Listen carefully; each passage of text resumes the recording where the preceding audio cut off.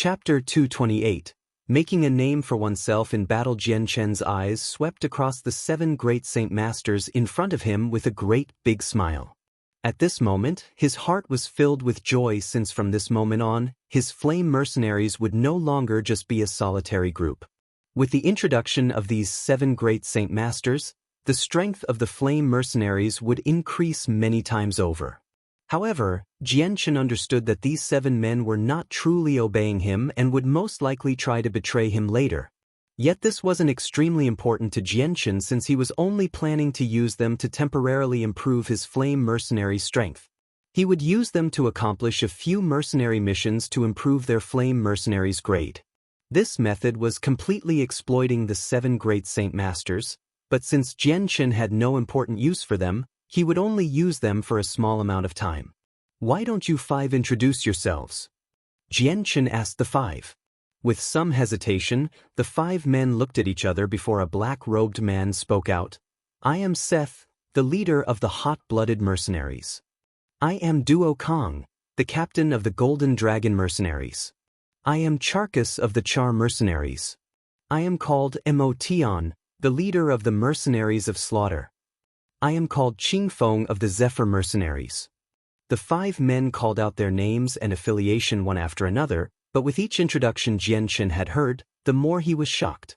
He didn't think that these 5 would be the captains of mercenary groups. If it was like this, then he had just gained control of 5 mercenary groups and 2 very influential clans of Wake City. With this revelation, Jian Chen was satisfied with the profit he had earned today. He didn't think that a lone person like him would suddenly make a leap to become someone who controlled a good amount of power. At the same time, he was painfully aware that while this was a strong amount of power within Wake City, within the Tianyuan continent, this was nothing major. Qing Feng of the Zephyr mercenaries. Upon hearing the final person's name, Jian Chen's eyes revealed a look of shock. This name was the exact same name as his sword. How coincidental! Jian Chen looked deeply at the man named Qing Feng closely. This man looked to be around 40 years old and was rather skinny like how a scholar would be. He wore a white-colored robe and his hair was draped over his shoulders, reaching down to his waist. Occasionally, the wind would blow his hair in a way that made it drift in the breeze. His eyebrows were like sharp swords and did nothing to hide the bright pair of eyes underneath that contained a lively shine to them. They gave off the feeling that his stares could pierce into someone as easily as a sword would.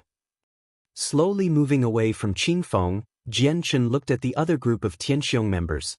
Tianxiong Lai has died. From this moment on, Wake City will no longer have a Tianxiong clan. I know many of you are guards paid for by the Tianxiong clan. Since I am in a good mood and do not wish to mercilessly kill the innocent, you may all go. Suddenly the 100 guards all were shaken out of their stupor and turned their eyes away from the 7 great Saint Masters and the dead bodies of the Tianxiong brothers. The entire courtyard grew deathly silent.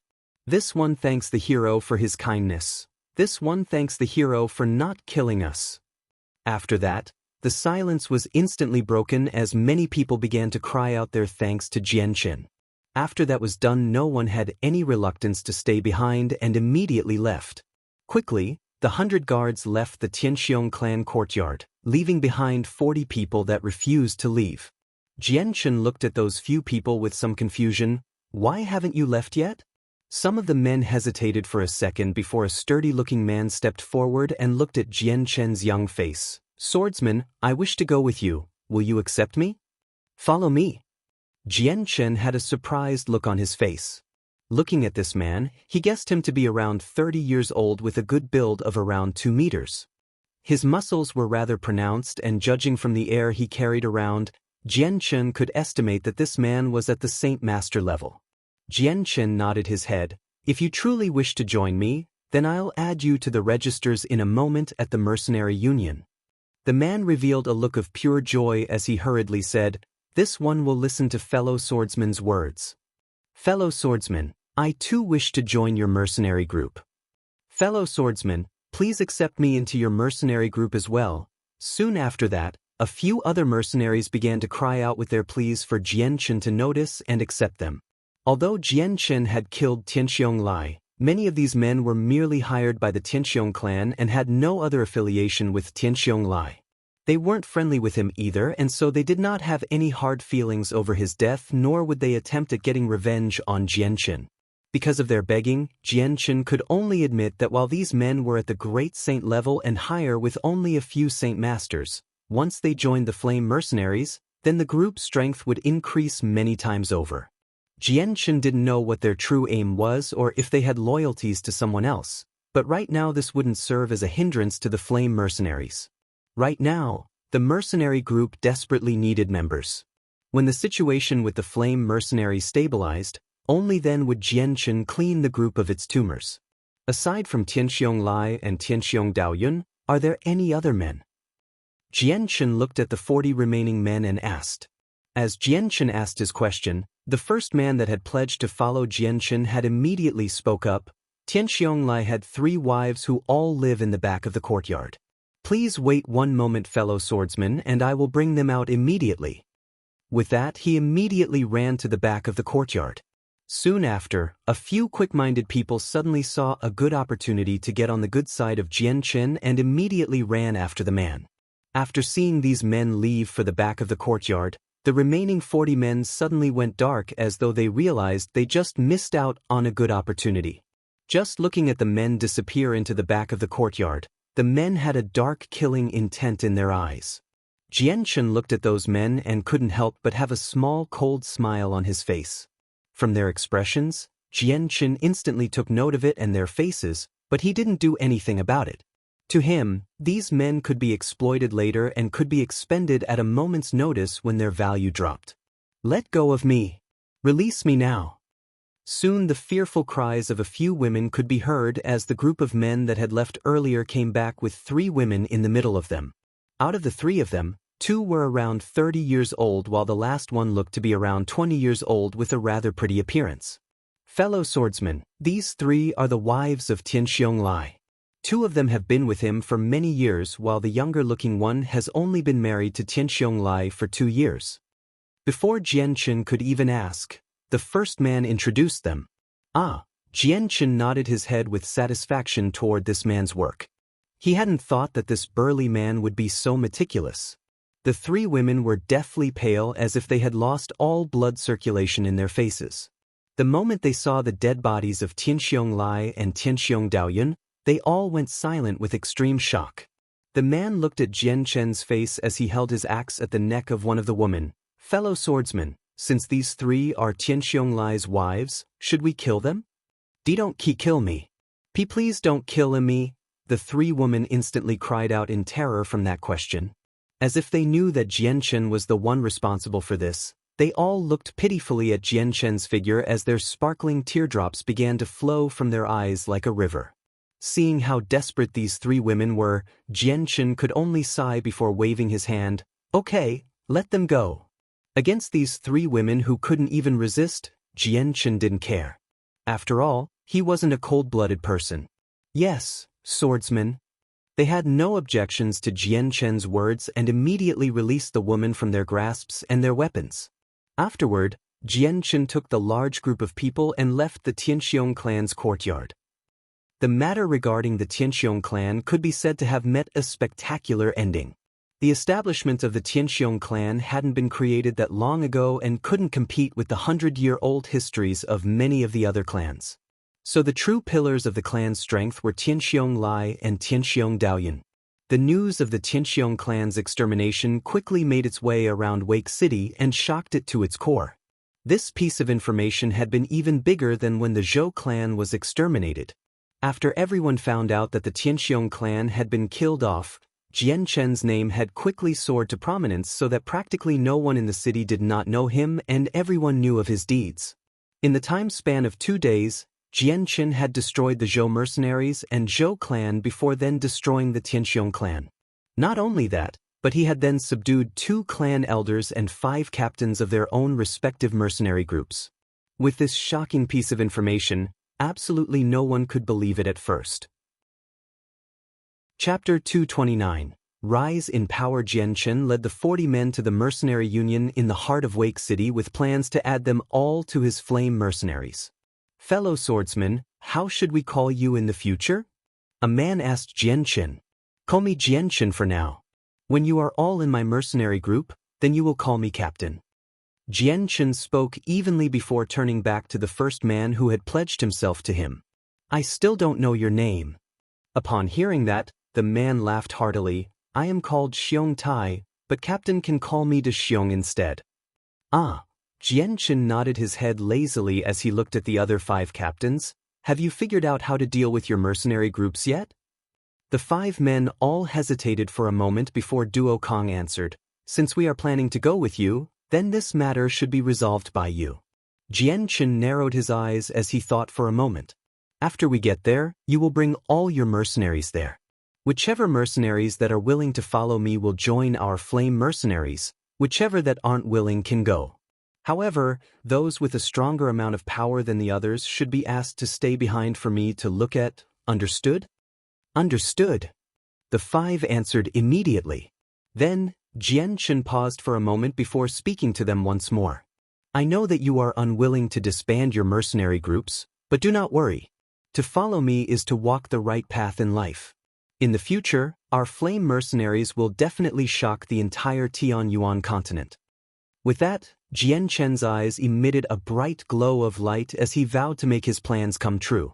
When his words landed upon the ears of the others, they had all thought it to be a joke. No one there treated it seriously. For an unknown mercenary group to want to become a super mercenary group that could shock the Tianyuan continent? These men were experienced with the long and arduous road of life. They knew that with the current strength of the flame mercenaries, the distance separating them and Jianchen's goal was almost endless. Captain, what about our Dor and Kai clan?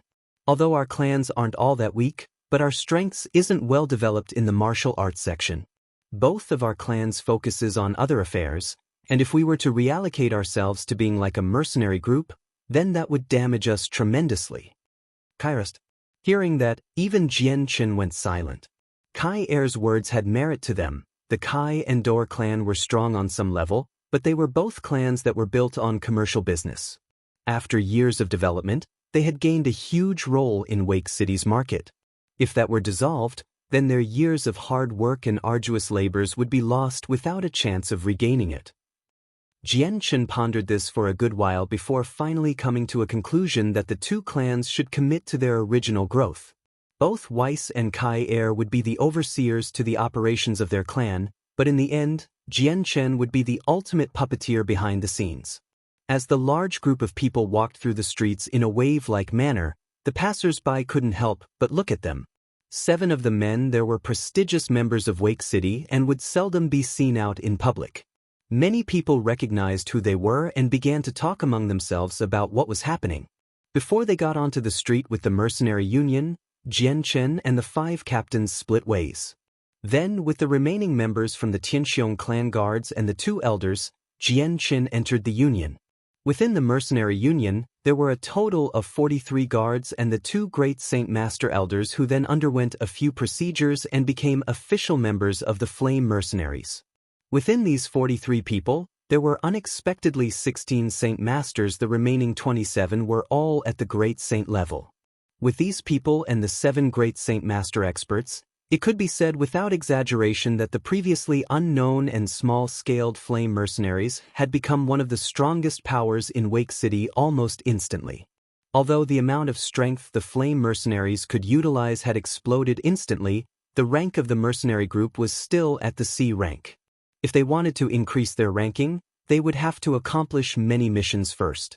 After all the procedures were done, Jianchen led the entire group out of the mercenary union when suddenly Jianchen heard a loud sound call out to him. Brother Jianchen, I finally found you.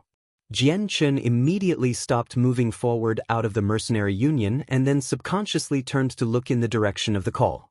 As he turned his head, he saw the man who he had only just separated from 2 days ago. Hudolf, the captain of the Loyal Spirit Mercenaries, came running up to him. Arriving at Jianchen's side, Hudolf had a look of surprise at all of the people behind him but immediately turned back to look at Jianchen. Brother Jianchen, if I may be so bold to ask, but perhaps you could agree to my request? Smiling, Jianchen replied to him, Captain Hudolf, speak whatever it is on your mind.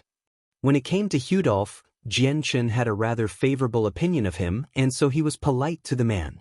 "Brother Jianchen, I wish to join your mercenary group and travel with you from today on forward. Will you agree to my request?" Hudolf was rather embarrassed as he spoke. He was already 50 years old, yet he was asking to wander around the continent with a 20-year-old. Truly this was an awkward question for him to ask. Hearing the words of Hudolf, Jianchen was utterly surprised. This request of his was something that Jianchen had not expected.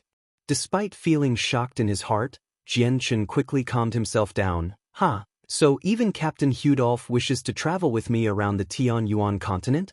Then this one would be honored to have you, but Captain Hudolf, how will you deal with the loyal spirit mercenaries? After you left yesterday, I've already made my peace with the loyal spirit mercenaries. My captain position has already been given to a capable brother to uphold, meaning that I am no longer a part of the loyal spirit mercenaries. Pointing behind him, he introduced 5 men that stood close by. These 5 men you've seen before. They are my brothers and left the loyal spirit mercenaries with me in hopes that we could travel with brother Jianchen once more. Hudolf's eyes looked distant as he thought back to when Jianchen had easily killed that war beast. With so much power at such a tender young age pointed out that Jianchen was anything but ordinary.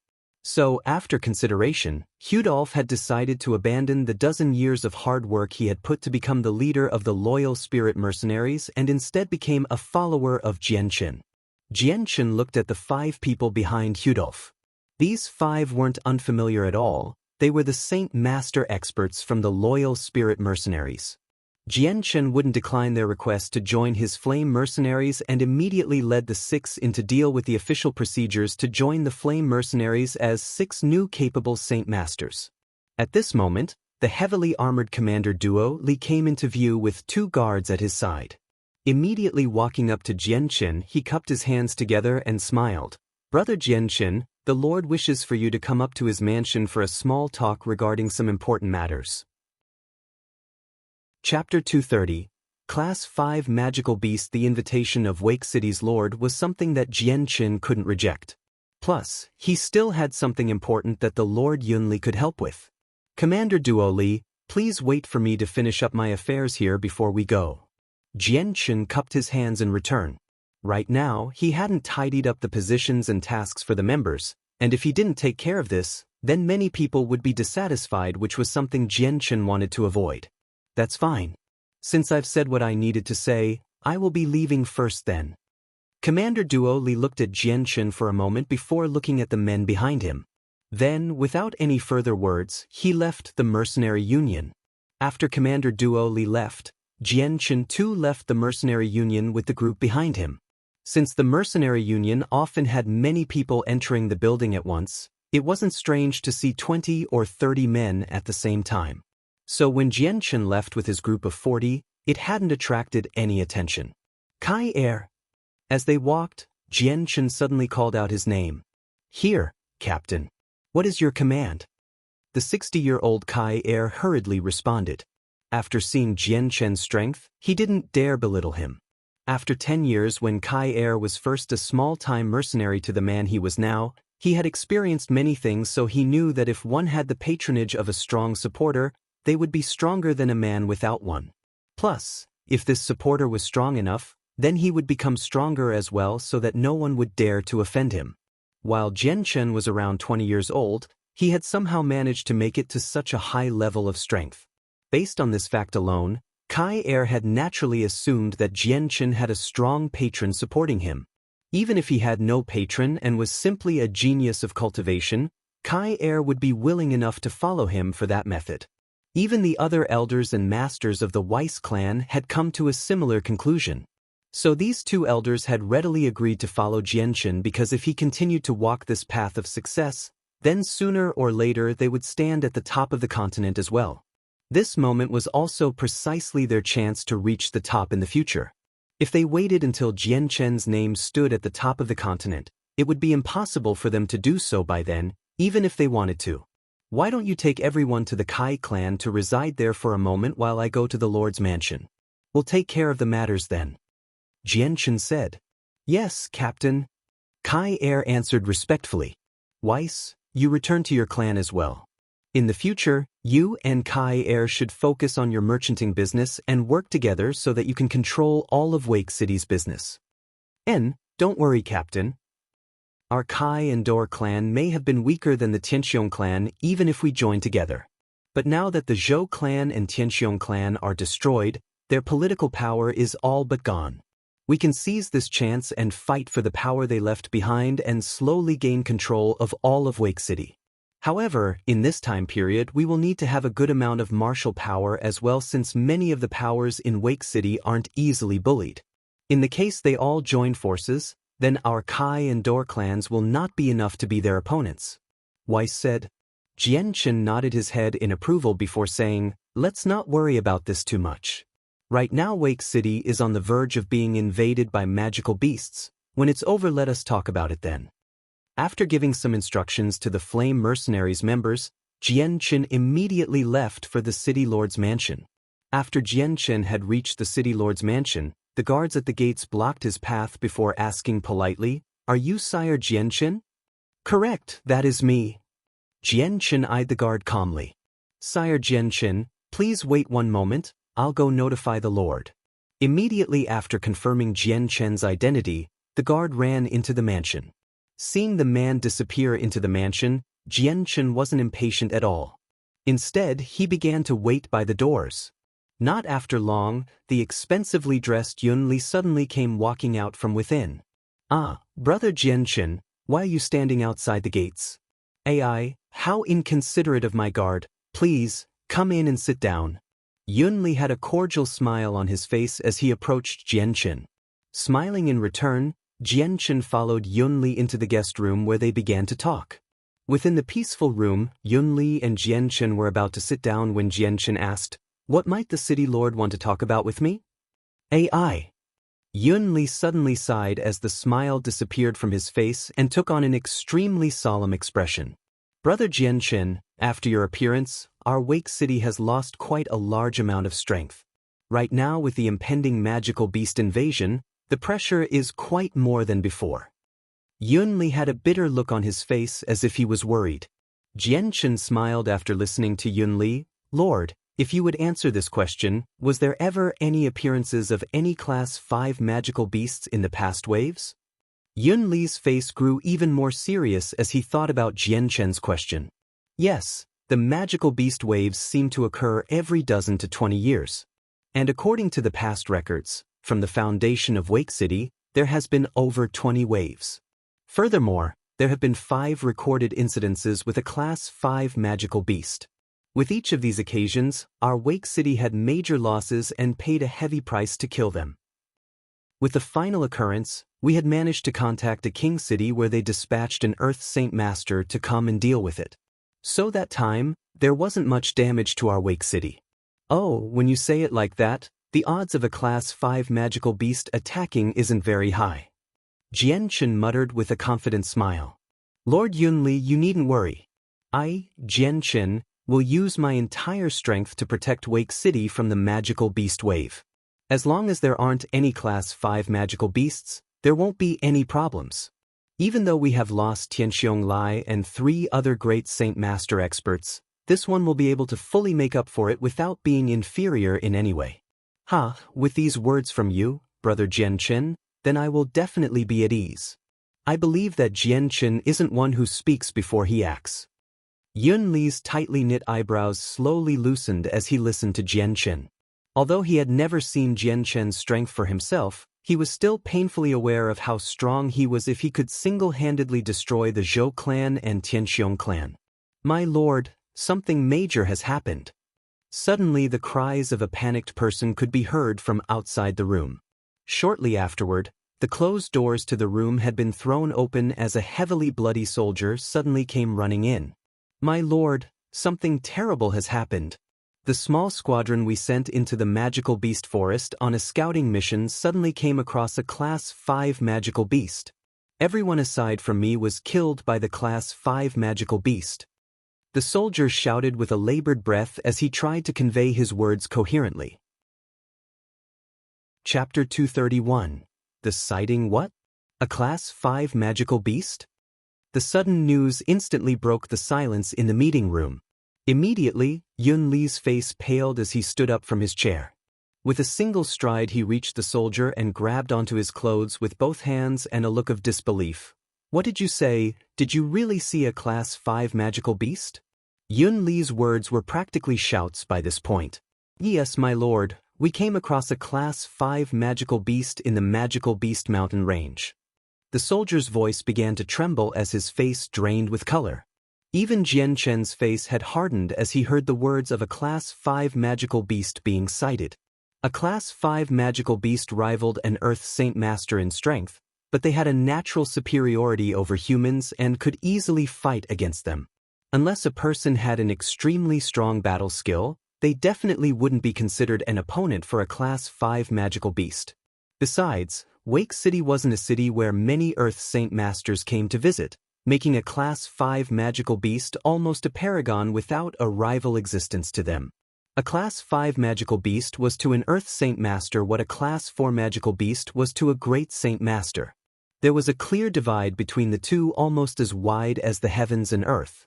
In comparison, a Great Saint Master's strength compared to an Earth Saint Master was like watching a primary saint who had just condensed his saint weapon fight against a peak Great Saint.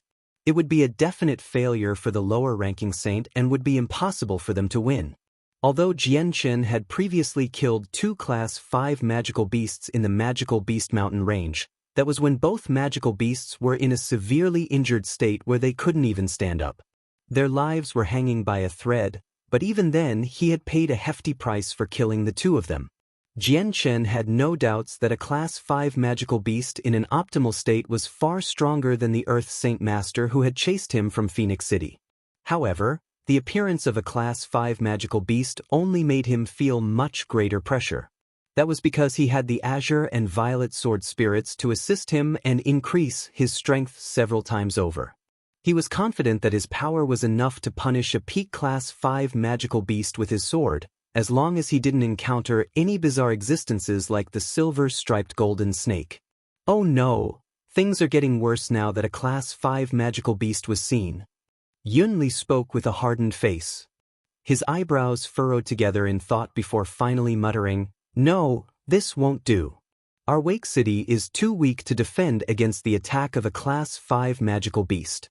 I must ask a King City immediately, otherwise Wake City will suffer tremendous damages." Up to now, there was no hesitation from Yun Li as he immediately strode outside without even looking back at Jian Chen. A Class 5 magical beast was definitely a fatal enemy to Wake City's existence and could not be taken lightly. So, this matter had to be the first thing resolved and have some high-leveled experts come deal with the Class 5 magical beast straight away. Lord Yun Li exited the room and went to his study where he grabbed a brush and paper to immediately start writing a message on it. After he was done, he immediately rolled it up into a cylinder and tied it with a piece of string. "Bring the fastest messenger bird, we have to bring this to Monarch City's lord immediately." "Yes, my lord." Immediately a soldier came in and quickly took the letter before leaving the room once more. "This is an order. From this moment on, the appearance of a Class 5 magical beast will be kept a secret from everyone. And in the meanwhile, do not travel out by yourself and bring the leader of the Wake City's Mercenary Union branch here. Finally, keep a close eye out on the activity of the Magical Beast Mountain range." Yun Li commanded to every guard he had before striding away. The news of a Class 5 magical beast appearing had stunned everyone who had initially heard the report, but Yun Li had no intentions of announcing this to the public. He was afraid if that happened, then many people would be too intimidated by the beast and decide to leave Wake City in order to save their own necks. If this happened, then Wake City's defensive strength would plummet to the point where the city would eventually be flooded with magical beasts. Right now, Yun Li had only one hope. He could only hope that a few experts would come help with this Class 5 magical beast. In this case, then the Class 5 magical beast would be able to be defended against and they could avoid disastrous losses. Jian Chen left the Lord's mansion by himself in thought. Although a Class 5 magical beast gave him plenty of pressure, it didn't affect him too much. In fact, he had secretly wanted awaited for one to come. since his azure and violet sword chi was able to shred through the defenses of a war beast that was reputed to have the same level of defensive power as an Earth Saint Master as if it was tofu, it could be seen clearly that the azure and violet sword chi were insanely powerful. If it was that effective on a war beast, then what type of result would it have on a Class 5 magical beast? Following the route he had memorized back to the Kai clan, he quickly entered the courtyard Kai heir had allocated for the flame mercenaries to live in temporarily. The Kai clan was a 30-year-old clan, and so the information it had collected on others couldn't compare to the Zhou clan. Thus, the guards of the clan only numbered around 100. Under the supervision of the armored Kai heir, another group of guards would patrol around the flame mercenaries' courtyard. This was a standard 4-sided courtyard with 3 sides being a residential area and the last side being the front gate. In the middle there was a large patch of grass where a few dozen flame mercenaries sat in small groups and chatted among each other. The moment Jian Chen had arrived, everyone in the vicinity snapped their mouths shut and immediately stood up to greet him with shouts of "Captain." Staring impassively around himself, he spoke, "Seth, Duo Kong, Charcus, Emotion, and Qing Feng, have the 5 returned yet?" "Captain, those 5 haven't come back yet. I think they're dealing with their own mercenary groups." A 30-year-old mercenary responded. Suddenly, a voice called out behind him as a servant of the Kai clan suddenly came running towards Jian Chen. There was a fearful tint in his eyes as he approached before stopping right in front of Jian Chen. "My lord, the Golden Dragon mercenaries and Charcus mercenaries." Before the servant had even finished speaking, Kai heir waved his hand. "I know already, you may go." "Yes, my lord." Jian Chen smiled at the servant before turning to Kai heir. "Everyone stay here for now. Kai heir, accompany me to see just what surprise the 5 of them have brought me." Chapter 232, Unsatisfied? Then challenge me. Jian Chen and Kai heir walked to the front gates of the courtyard where the both of them could see the 5 captains standing with a large group behind them. Not a single guard by the gates had a happy expression while staring at them. The moment Jian Chen and Kai heir walked out to the gates, every single person standing behind Seth's mercenary group suddenly began to emit a faint aura of bloodlust. This was something only those truly baptized in the waters of death could prepare themselves for. In front of this amassed group of bloodlust, only those with a strong will would be able to approach. "Captain! Captain!" Upon seeing Jian Chen, Seth, Duo Kong, Charcus, Emotion, and Qing Feng cried out to him. Straight after the 5 called out Jian Chen's name, the 100 men immediately focused their glares onto Jian Chen with cold stares like ice and their bloodlust matching those of a beast. However, after seeing how young Jian Chen was, a few of them couldn't help but look on in shock. Before they came, their captains hadn't disclosed the matter at all to them. So they knew quite clearly that they were to follow their captains to join an even stronger mercenary group with greater potential. Switching mercenary groups wasn't an unacceptable task to them, and so they tagged along with their captains to see this group. However, they didn't imagine that their new captain would be this young. 5 mercenary groups. The men behind us are our good brothers and the cream of the crop who are willing to join the flame mercenaries. Charcus pointed at the group behind him as he spoke to Jian Chen. There's a total of 121 men with us here. The hot-blooded mercenaries have 32 men, the Gold Dragon mercenaries have 25, the Charcus mercenaries has 17, the mercenaries of Slaughter have 28, and the Zephyr mercenaries have 19 men. Emotion spoke loudly. Jian Chen looked at the 100 and a few men with a small smile and nodded. Not bad at all. Let's talk more inside. Afterward, Seth and the other 4 led the group past the gates of the Kai clan, the wide eyes of the guards, and into the courtyards. In the middle of the 4-sided courtyard, 170 men stood and stared evenly toward Jian Chen with expectant postures. Staring at the men in front of him with an observant eye, he spoke out loud, "Fellow brothers, I do not care what faction or mercenary group you used to be a part of. Right now, I want to make this clear. You are all now a part of the Flame Mercenaries, a family within a family. We must work hard for the benefit of our Flame Mercenaries, but I believe that with everyone working together, Our strength will grow to where we will shock the entire Tianyuan continent and become the #1 mercenary group on the continent. This is Jian Chen's goal. After Jian Chen finished speaking, the crowd went silent for a moment before someone finally broke the silence. Then who is the captain of our flame mercenaries? A person within the crowd asked. Jian Chen smiled as he heard the question before answering, "From today onward, I am the captain of the flame mercenaries." "And why are you our captain?" Another unsatisfied person exclaimed. "That's right, just what reason do you have to be our captain? Kid, your hair hasn't even grown long and yet you want to be our captain? That's not an easy role to fill." "That's right." His words are right. Slowly, the sounds of opposition grew louder and louder as many people began to voice their complaints. From the group Seth had brought, the vast majority of them were unhappy to hear that Jian Chen would be their captain. Although they all heard that their new captain was incredibly strong, with Jian Chen's age, how could they believe that? Jian Chen was only 20 years old at the most, just how strong could he possibly be? In regards to the noise of the opposition, Seth and the other 4 chose to go silent and watch. If Jian Chen wasn't even able to resolve such a small issue like this, then how would he lead the mercenaries onto the world stage? Jian Chen continued to smile despite the voices of resentment. He had expected this to happen. "My strength, of course, is far stronger than yours. In this continent where power reigns supreme, strength is what decides everything. If you do not accept me as your leader, then come up and challenge me. Whoever can dodge my sword will be the captain that I will follow." Jian Chen's sword in its regular speed could make a great Saint Master flustered in 3 moves, and then bring them to a standstill in 5 moves. If he were to go all out, then even a great Saint Master would be killed. Right in front of him were only men at the Saint Master level.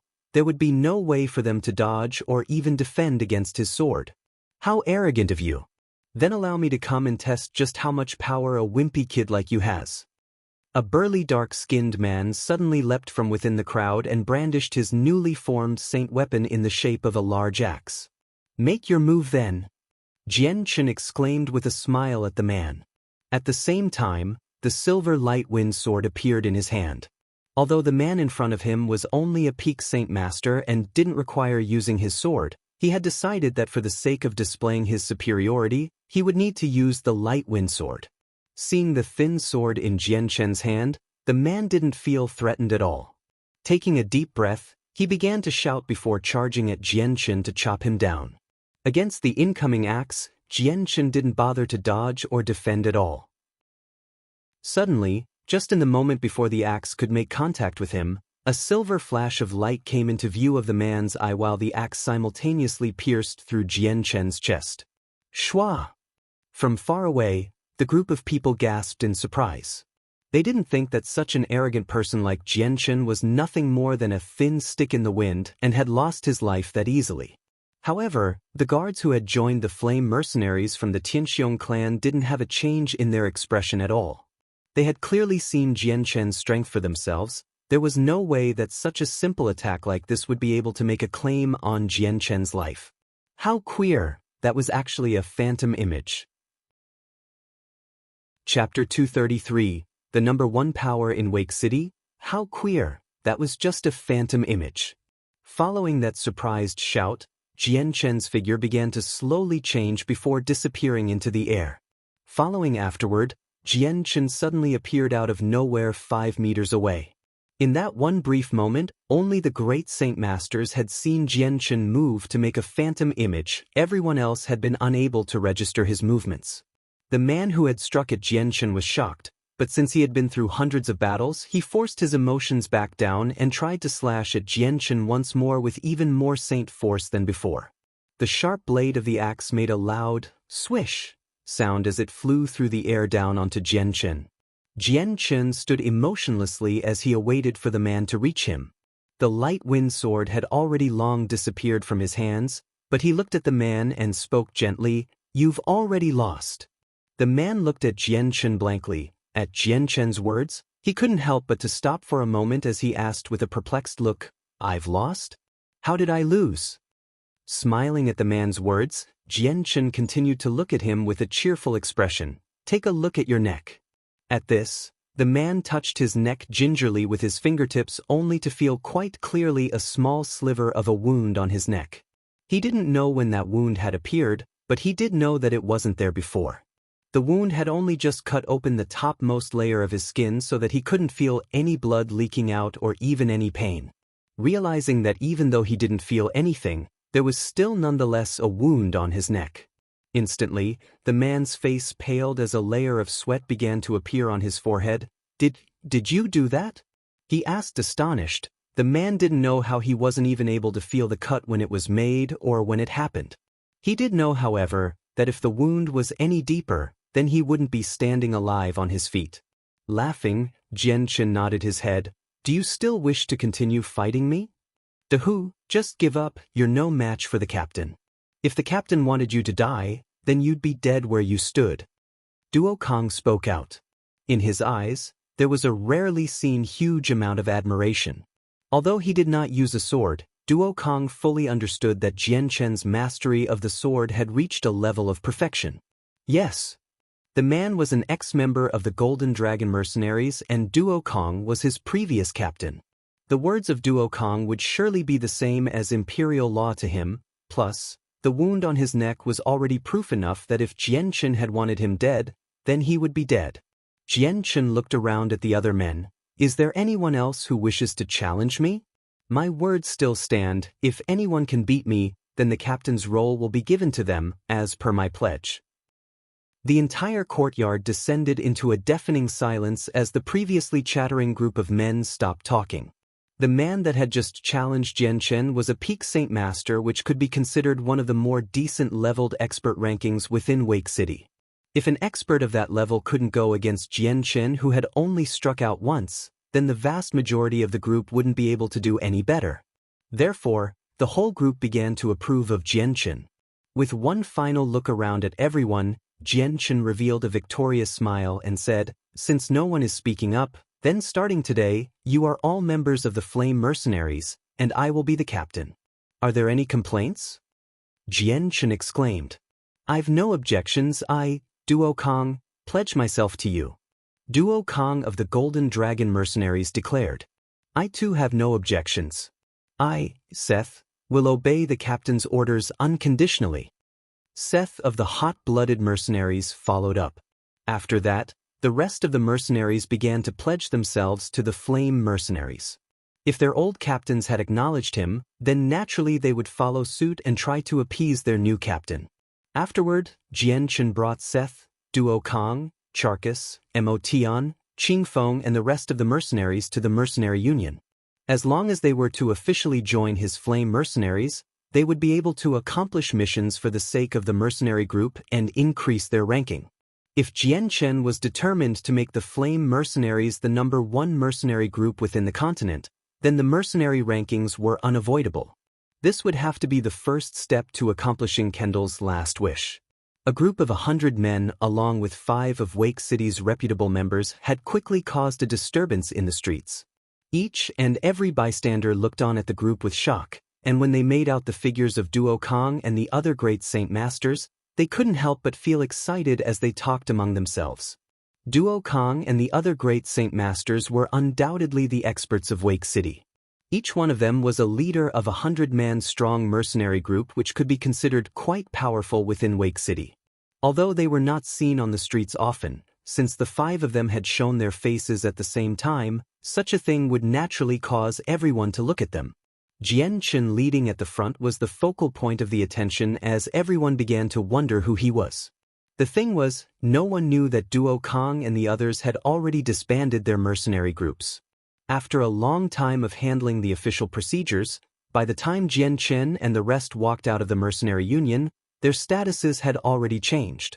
From the captains of several different mercenary groups, they were now mere C-ranked members. At the same time, the Flame Mercenaries were now 600 members strong. Aside from Jian Chen, there were 7 great Saint Masters and 6 Saint Masters. Although this number wasn't big, they could already be considered the strongest power in Wake City. At this point, only the City Lord of Wake City with his troops of 200,000 soldiers would be able to contend against the Flame Mercenaries. Also, The news that Seth and the other 4 men joined an unknown mercenary group had spread like wildfire from the mercenary union. In a flash, this piece of information had caused the entirety of Wake City to be shocked. As for the never-before-heard-of flame mercenaries, their name had quickly made its way around the entire city. Jianchen hadn't cared at all when the whole of Wake City went into an uproar over this sudden development, since he had long since anticipated a reaction like this. After the procedures were done, Jianchen and the group had immediately returned back to the Kai clan's courtyards. In the expansive courtyard, everyone was sitting down as Jianchen began to explain a few things. Holding a space belt, he held it towards Kai Air and said, "There's a few monster cores inside. Distribute a few to everyone and cancel any activities for now. Have everyone carefully increase their strength and make sure they are at their optimal state for the magical beast wave." Kai Air took the space belt from Jianchen and proceeded to distribute the inside items to everyone. Jianchen then took out 7 fist-sized Class 4 monster cores and proceeded to hand it over to the Great Saint Masters. For the next 2 days you will all also improve your own strength. However much you increase is however much you'll need. This next magical beast wave will have a Class 5 magical beast. The Great Saint Masters took the Class 4 monster cores, but the moment they heard the news of a Class 5 magical beast, Charkis couldn't help but gasp. "What? There's going to be a Class 5 magical beast?" Jianchen nodded his head seriously. "That's right, there will be a Class 5 magical beast. It would seem that this magical beast wave won't be as easy to defend this time." Everyone looked at Jianchen with a serious expression as they digested his words. Some had even gone deathly pale at the very mention of a Class 5 magical beast. "Captain, a Class 5 magical beast is indeed hard to defend against. I'm afraid that this time Wake City will have a disaster. I can't even say that Wake City will be able to be saved this time. I suggest that we immediately leave the city." A petite-looking man spoke with a tremble in his voice. The threat of a Class 5 magical beast had left a fearful effect on his heart. Hearing this, Jianchen furrowed his eyebrows and spoke, "What are you afraid of? It's not as if the heavens are crashing down upon us. There isn't a need for everyone to worry about this Class 5 magical beast. I will find a way to deal with it." Jianchen's confident words made everyone look at him in astonishment. Some even stared at him in disbelief. Jianchen's words had made everyone think that Jianchen was going to reveal his strength or that he had a way to deal with the magical beast. Even then, because of his age, some people were still very skeptical of his strength. So because of that, someone couldn't help but wonder, could it be that he began to cultivate from within the womb? The flame mercenaries still couldn't help but feel shocked for a moment before becoming extremely excited. An Earth Saint Master was undoubtedly one of the higher-level experts of the Tianyuan continent. For them to have an expert of the Earth Saint Master level within their mercenary group caused every person to have the same thought. If they were to stay in this mercenary group, then they would definitely be able to achieve success without too much effort. Even the Great Saint Masters had a relieved look on their faces. It was no wonder that Jianchen was able to fight against 9 Great Saint Masters without any trouble before finally killing 2 of them with ease. This would be no problem for an Earth Saint Master. Jianchen didn't care for their reactions as he waved his hand. "Go ahead and split for now. Carefully improve your own strength so that your chances of surviving the magical beast wave invasion will be increased." Chapter 234, Battle Skill. An unexpected discovery afterwards, Jianchen walked to a courtyard that the Kai clan had specifically made for him. Jianchen sat at a table in this spacious and quiet courtyard and pulled out 3 space belts. One of these 4 space belts was from Zhou Budong of the Zhou clan. 2 others were from Tianxiong Lai and Tianxing Daoyan. Back when he had left the Tianxiong clan, Jianchen had gathered the 2 brothers' space belts. The day before, he had destroyed the Zhou clan and then immediately destroyed the even stronger Tianxiong clan, so Jianchen had spent a night recovering the saint force he had lost. This meant that he hadn't had any time to examine the contents within the space belt. He now finally had some time to spare, and so he could look at Zhou Budong's space belt closely. Jianchen extended his arm to reach for the space belt and immediately looked at the items within. Inside the space belt, there was a small mountain of Class 1 and Class 2 monster cores, both numbering to around 200 in quantity. By the side, there was a small pile of Class 3 monster cores. Though smaller than the mountain besides it, there were still 20 cores. Meanwhile, there were only 2 Class 4 monster cores. Apart from that, there were 4 small piles of coins. Copper, silver, gold and purple coins were all gathered in 4 neat little piles, and in Jian Chen's estimation, there was a total of 10,000 purple coins worth of money. This must have been the daily allowance for the expenditures of the Zhou clan. Aside from this, the space belt had a few other things like clothes, but nothing too precious. After that, the space belts of Tianxiong Lai and Tianxiong Daoyun were examined. Tianxiong Lai's space belt had plenty of monster cores. There were 200 Class 1 and Class 2 monster cores, 40 Class 3 monster cores and 5 Class 4 monster cores. There were 2,000 purple coins and a purple card with an unknown amount of money associated with it. Tianxiong Daoyun's space belt, on the other hand, was more wretched. Aside from 100 purple coins, there were only 12 Class 3 monster cores and a single Class 4 monster core. After examining all 3 space belts, Jian Chen couldn't help but have a wide smile on his face. There was well over 10,000 purple coins in the 3 space belts, 400 Class 1 and Class 2 monster cores, and 60 Class 3 monster cores. This wasn't a small amount of profit, but the most important thing was that there was a purple card with an unknown amount of money inside. After that, Jian Chen took out the space ring he got from Zhou Budong from his space belt. This space ring was silver in color and had a simple decorative design that looked like something a woman might wear. Jian Chen sized up this space ring in his hand for a moment before taking a peek inside. The space ring was a grade higher than a space belt in storage capacity. Its interdimensional storage was vastly incomparable to a space belt, and even the most expensive space belt could only hold a few cubic meters worth of space in storage. Although this space ring was not comparable in quality to the one given to him by his father, it was still 50 cubic meters large. Within the vast storage of the space ring, there was a wide variety of expensive-looking pottery. And in the middle, a single bookshelf with 3 sets of books towered over the other items. By its side, a slightly glowing purple card sat on the ground. Jian Chen looked at the 3 books with a growing interest. He didn't have any hesitation and immediately looked through the books. A record of valuable treasures. 6 words on the cover of the first book caught Jian Chen's eyes, and they brightened from what he saw. Calming down his rapidly fluctuating emotions, Jian Chen grabbed the first book to reveal the second. Human Tier Battle Skill, Wind Control. From those words, Jian Chen's eyes dilated as his heart began to thump loudly. A battle skill, this is somehow a battle skill. Jian Chen cried out in shock. He had never expected to find that Zhou Budong had been hiding a battle skill. On the Tianyuan continent, they were priceless treasures, and compared to the other cultivation treasures, even the lowest-ranked battle skills were still priceless. Jian Chen's eyes went back to the cover on the book as he slowly exhaled. With some disappointment, he couldn't help but mutter to himself, "Still, what a shame that this is only a human tier battle skill." Battle skills were split into 4 levels. The highest was the Saint tier, then the Heaven tier, Earth tier, and finally the lowest human tier. Within each tier, they were then classified by another 3 layers. Slowly bringing his eyes away from the battle skill book, Jian Chen gazed upon the first book to see the 4 words Spirit of the Wind. This was a human tier cultivation method best suited for those with the Wind Saint force. Shaking his head with disappointment, Jian Chen looked away from the Wind Control and Spirit of the Wind books. These items were things that many people wouldn't even be able to dream about, but to him, these were something that were of little use.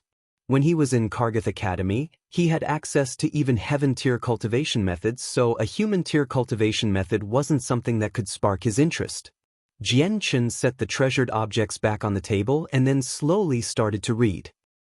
Time quickly went by as 2 days came and went. In those 2 days, Jian Chen and the Flame Mercenaries were all sitting within the Kai clan courtyards cultivating in peace. The news of a Class 5 magical beast had brought about a large amount of pressure on them all, so everyone was trying their best to improve their strength in order to help protect themselves during the coming battle. Also in those 2 days, there were a series of strange-looking men caught around the courtyards. With the appearance of the Flame Mercenaries, it had piqued the attention of both big and small factions of Wake City. That was because 5 great Saint Masters in a single mercenary group could be considered to be a massive amount of power with just them alone. These 5 great Saint Masters were also well known in Wake City, which caused every faction in Wake City to pay attention to the Kai clan. Even though the Zhou and Tianxiong clan had been destroyed, with the impending magical beast wave looming overhead, it had affected the entire Wake City. Aside from the major powers, practically nobody else cared about it. During that night, in the guise of the pitch darkness, a gigantic flying magical beast suddenly landed on top of the city lord's mansion. From the back of the magical beast, 2 figures descended. Chapter 235. Senior Envoys. In the pitch dark night, a large flying magical beast suddenly descended upon the city lord's mansion.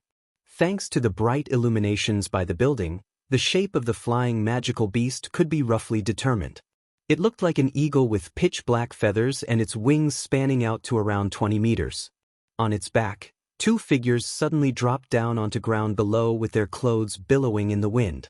In the courtyard, Yunli stood by with a group of soldiers standing behind him nervously. Yet there was also an expectant look on each one of their faces. As the flying magical beast descended, Yunli continued to wait, but the moment it drew close, Yunli called out to the 2 figures, "This one is honored to greet the envoys." Dong dong dong dong. In the early morning of the Kai clan's courtyards, the large knocking sounds of the door suddenly broke the early silence. Jianchen slowly opened his eyes as he looked toward the door. "Kai heir, come in." With that, the doors began to creak open as the expensively robed leader of the Kai clan came walking in. Welcoming the ever-so-calm Jianchen, he greeted, "Captain, Lord Yunli came by just recently and mentioned that he wanted to see you. He's currently waiting in the main halls." Muttering to himself, Jianchen said, "Just what does he want me now for?" "That I do not know, but judging by his expression, it must be something serious." Kai heir replied. "Well then, let us greet him." Jianchen threw the 2 Class 3 monster cores in his hand and followed Kai heir out of the room. Following Kai heir, they reached the halls of Kai clan only to see the armored Yunli standing with a middle-aged man next to him. Then, right by the middle-aged man, a young woman with an appearance revealing her to be around 20 years old stood by his side. In the last 2 days, Jianchen had made sure to pay attention to each important member of the Kai clan. This middle-aged man was Kai heir's son, Kai Lak. He was 40 years old this year, and the 20-year-old woman by his side was Kai heir's granddaughter, Kai Di. Jianchen recognized the person Kai Lak was talking to was Commander Duo Li, who was smiling at him. "Captain! Captain!" Seeing Jianchen, Kai heir's daughter Kai Di immediately rose from her chair to call out to Jianchen. After the Flame Mercenaries had entered the Kai clan's courtyards, Kai heir had insisted that his son and granddaughter call Jianchen captain as well. Although both Kai Lak and Kai Di had first objected to it, after some words between them and Kai heir, they had finally relented to the matter. Jianchen nodded his head at the 2 as a way of greeting before turning to Commander Duo Li. "Commander Duo Li, what matter might you have for me so early in the morning?" Duo Li turned to Jianchen with a small smile. "Brother Jianchen, senior envoys wish to see you. If you could, would you please come with to the Lord's mansion?" "Senior envoys?" Jianchen's eyes narrowed as he tried to figure out who exactly this senior envoys was. Seeing Jianchen's confusion, Duo Li explained to him, "Senior envoys is an expert from Monarch City we hired to help defend Wake City during the wave." From the word expert, Commander Duo Li bit his lips as he stared at Jianchen with a look of reverence. Hearing that, Jianchen's eyes flashed with hesitation as he spoke. "Commander Duo Li, do you know for what reason this senior envoys wishes to see me?" "This I am not sure. Senior envoys didn't explain and I didn't dare ask." Duo Li shook his head. Jianchen's eyes narrowed once more as he tried to think of many different reasons, but in the end, he could only follow Commander Duo Li back to the mansion. At the Lord's mansion, Commander Duo Li stopped right in front of the garden before turning around to talk to Jianchen. "Brother Jianchen, senior envoys is awaiting for you within a pavilion further ahead. I still have some matters to attend to, so I cannot accompany you." Nodding his head in understanding, Jianchen looked ahead to where the garden was. Surrounding the entire place was a multitude of different types of flowers with a sweet fragrance wafting through the air. With one breath of this fragrance, one would feel that their qi would stabilize since the amount of spiritual essence here was saturated. Jianchen finally stopped to look at the pavilion in the center of the garden where two expensively robed figures sat underneath drinking wine. Yunli stood by their sides and respectfully poured some wine for them every so often with no guards in sight. Jianchen stared at the two rich-clothed men for a moment. His mind had realized that these two were the ones that Duo Li had referred to as senior envoys, so without hesitation, he began to walk toward the pavilion slowly. On the way, his eyes continued to shift around from spot to spot in the garden. The moment Jianchen had reached the pavilion, Lord Yunli hurriedly spoke out to the two envoys, "Senior envoys, this brother here is called Jianchen." The two envoys looked at Jianchen at the same time as Jianchen looked at them. He could see that these two were around 40 years old and one had a gentle disposition that would make anyone have a good feeling about them at first glance. The other's expression was the complete opposite of the other man and he had a cold expression on his face. Despite that, the two had the same type of clothing and accessories. Even more astonishing was that the two's faces were identical. "So you're Jianchen?" The gentle-looking figure smiled as he greeted Jianchen. Jianchen cupped his hands together in greeting. "Correct, I am Jianchen. Might this one ask what fellow brothers here want?" Jianchen's voice was neither disrespectful or respectful, and his posture was not improper in etiquette. After Jianchen finished speaking, a large amount of qi filled the air and began to press down onto Jianchen with a terrifying amount of pressure. Underneath, Jianchen immediately felt that it was as if he were being weighed down by a heavy stone and found it suddenly hard to breathe. At this sudden development, Jianchen's face was startled and his originally calm face gained a serious expression. There was a level of coldness as he stared at the gentle-looking man who was still beaming at him. Not to be outdone, Jianchen began to fill the air with his own qi which immediately made contact with the one pressing against him. Pa! Following a loud bang, the previously quiet garden was suddenly engulfed in a fierce wind as the flower petals began to dance and fly into the air. "Senior envoys." Yunli's face had changed as he cried out to them in a panic. The kind-looking envoy waved his hand at Yunli as he continued to smile at Jianchen without speaking another word. Chapter 236. The soaring sword qi. Jianchen's qi had interweaved with the envoy's qi in midair in a way reminiscent of two dangerous beasts tearing away at each other without relenting. In contrast to where Jianchen and the envoy were, the garden around them was assaulted by a strong gale which only grew in size with each passing moment. The kindly envoy nodded his head with yet another smile before increasing his output even more. In a moment's notice, the perilous situation Jianchen was in had suddenly intensified. Jianchen's face immediately hardened as he felt the qi increase in pressure. It was only just recently that Jianchen was fighting at an even level with the man, but straight away, Jianchen felt as if the entire area around him had frozen and he was trapped within. Unable to break free of the restrictions, even his clothes had been tightly pressed against him due to the envoy's qi. Jianchen's throat released a small growl as he quickly increased his own qi. Quickly, it began to reach a peak, but the amount of qi the other man was still controlling Jianchen and so he was unable to break free. Despite all of his best efforts, the amount of strength being imposed onto Jianchen was similar to being tasked with climbing an unclimbable mountain. These two envoys were of the Earth Saint Master class while Jianchen was only at the primary Great Saint Master level, therefore it was impossible for him to try and compete with either of the two. Although Jianchen wasn't able to move even a fraction underneath the overwhelming qi, he was still unyielding to the man. His inner saint force continued to circulate as it tried to counteract the foreign qi surrounding him. Underneath Jianchen's legs, the ground began to split away into several cracks. From the center of his feet, a series of spiderweb-like cracks began to develop in every direction. After the stone had broke, Jianchen was slowly starting to sink into the ground. Seeing how the envoy from Monarch City was treating Jianchen, Yunli couldn't help but have an anxious look on his face from the side. In his heart, he had already been convinced that Jian Chen was the young son of an influential clan somewhere with a potential that could only be seen once every 100 years. If a youngster like him was able to reach the great Saint Master level, then it was hard to tell exactly where his real limit was, or what heights he could reach. If this envoy were to offend Jian Chen, then he wasn't sure exactly what problem would later occur. Most importantly, if Jian Chen were to harbor a grudge after this, then a headache of a problem would definitely occur and trouble would happen. Despite the worry on Yun Li's face, the two envoys in front of him were not people he could afford to offend.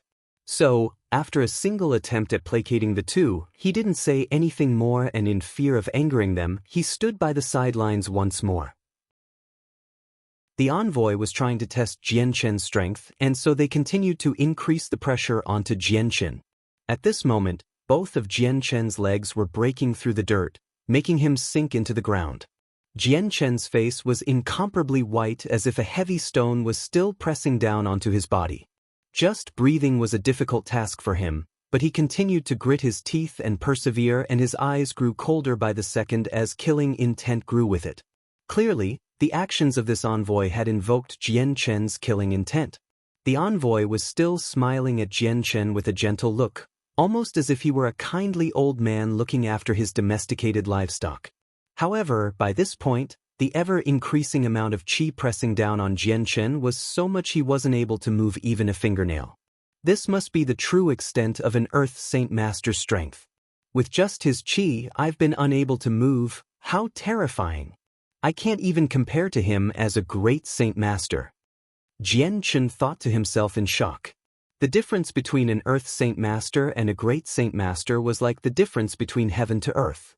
There was just a huge line that separated between them. Just as Jian Chen was barely able to control his breathing, suddenly the azure and violet glows of light within his dantian suddenly emerged from his body in the form of two glows of light around his head. They looked to be the two handles of a sword that were currently stabbing into his head.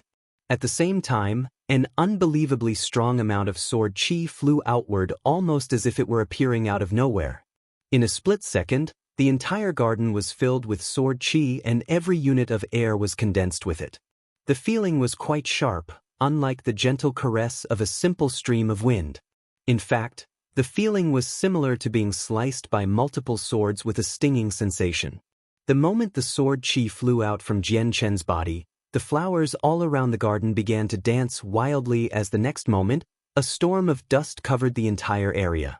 With a second look, not a single stalk of grass or flower was left remaining. Abruptly, the stone pavilion echoed with a rustling sound, as the entire storm of dust covered the sky in every direction. A short moment later, the outside of the pavilion couldn't even be seen anymore thanks to the dust which completely covered everyone's line of sight. What type of power is this? Hurry up and get back. The two envoys no longer had their calm expression on their faces and immediately flew backward to escape from the perimeter of the sword qi. Even Yun Li's reaction wasn't too slow, and he immediately leaped backward as well. His entire face was filled with anxiety before shock quickly overtook it. Just as the two envoys retreated, the two azure and violet-colored swords suddenly disappeared from sight back into his body in a single instance. Following their disappearance, the shroud of sword qi receded as well, leaving behind the remnants of the flower garden with scars everywhere. The two envoys and Yun Li stood 100 meters away in shock as they looked at Jian Chen with disbelief. However, in comparison to earlier, Jian Chen was in a sorrier state than before, as the ground beneath his feet were filled with cracks. From the three men's faces, a decent amount of tiny wounds with blood barely leaking out could be seen. Though, they weren't fast enough to retreat before some of their hair had been cut into pieces and floated away into the wind. Even their clothes had been ripped and began to stain with blood. Just what type of power is this? How could it be this terrifying? The gentle-looking envoy cried out with shock, and a healthy amount of fear reflected on his face. In that split second, both envoys had used their saint force to protect themselves. However, something absolutely shocking had happened then. This mysterious type of power had seemingly ignored their defenses and went on to injure both of them. Even more shocking, they had felt countless of tiny blade-like objects cut into them all over their bodies. Their thighs, waists, arms, hands, face, forehead, and chest had all been cut in some way and almost became a bloody mess. Chapter 237. Magical Beast Invasion. Seeing the miserable situation the two envoys were in 100 meters away, Jianchen felt the final dregs of his anger flowing away from him. Although that envoy had placed an unbelievably strong amount of pressure on him, the consequences they had both suffered were much worse. Not only were their bodies damaged, but it had also been an attack on their superiority as an Earth Saint Master. This by itself would have been enough to insult their honor. Jianchen continued to survey the site around him only to see the miserable environment that had been reduced to dust thanks to the sword chi he had emitted. Internally, he couldn't help but to gasp in shock. With the azure and violet sword spirits being so strong, the little amount of sword chi they had released from his body could only make him tremble with shock. An endless amount of shock, to be accurate. For only a small amount of sword chi to bring about such a large impact on an Earth Saint Master, that was unbelievable. If the extremely weak azure and violet sword spirits had such an overwhelming amount of power now, then Jianchen couldn't even begin to imagine just what kind of terrifying amount of power they might have at their strongest point. This is how strong he is? How terrifying. The raggedy Yunli went pale in the face as he muttered to himself. His forehead glistened with sweat like the other two envoys by his side. With his clothes no longer doing a proper job, every inch of his body could be seen with wounds and blood dripping all over. If it were not for the fact that he were bleeding, then no one would have believed that he had been injured. The people in Jianchen's eyes had been completely terrified at his power. Looking at the three of them, he couldn't help but take pleasure in their pain. With a faint smile, he spoke out at last, "Lord Yunli, senior envoys, are you all fine now?" With each word spoken, Jianchen took another step toward them. "Brother Jianchen, don't come any closer." Seeing how Jianchen was slowly advancing, Yunli couldn't help but feel startled as he cried out loud while simultaneously taking a few steps back as well. From the sudden event that had just transpired, Yunli was so terrified that his courage had completely been obliterated. That unbelievable amount of sword chi was far too terrifying, and if his reaction speed had been any slower, then he had no doubts that he too would have been reduced to nothing more than dust. The two envoys also took a few steps back as they looked at Jianchen with some dread. At that moment, they had realized a few more things than Yunli. Both of them were painfully aware that despite the saint force they had been so proud of, against this threat, they might as well have had nothing to protect themselves with. Seeing how the two Earth Saint Masters had been reduced to such a state due to the azure and violet sword spirits, Jianchen couldn't help but feel some self-satisfaction. "Lord Yunli and senior envoys, please forgive this one.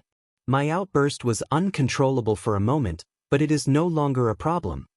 Looking around the garden and its obliterated state, the two envoys couldn't help but have an extremely grim expression on their faces. That power just now, just what was it? Jianchen shook his head with a sigh. "Envoys, please forgive this one. There's just some things that this one cannot speak of. However, that outburst of power just now wasn't under my control. If this one has committed any offenses, this one hopes the seniors forgive it. AI, there is no problem at all. If we are in such a situation like this, then it is our fault completely.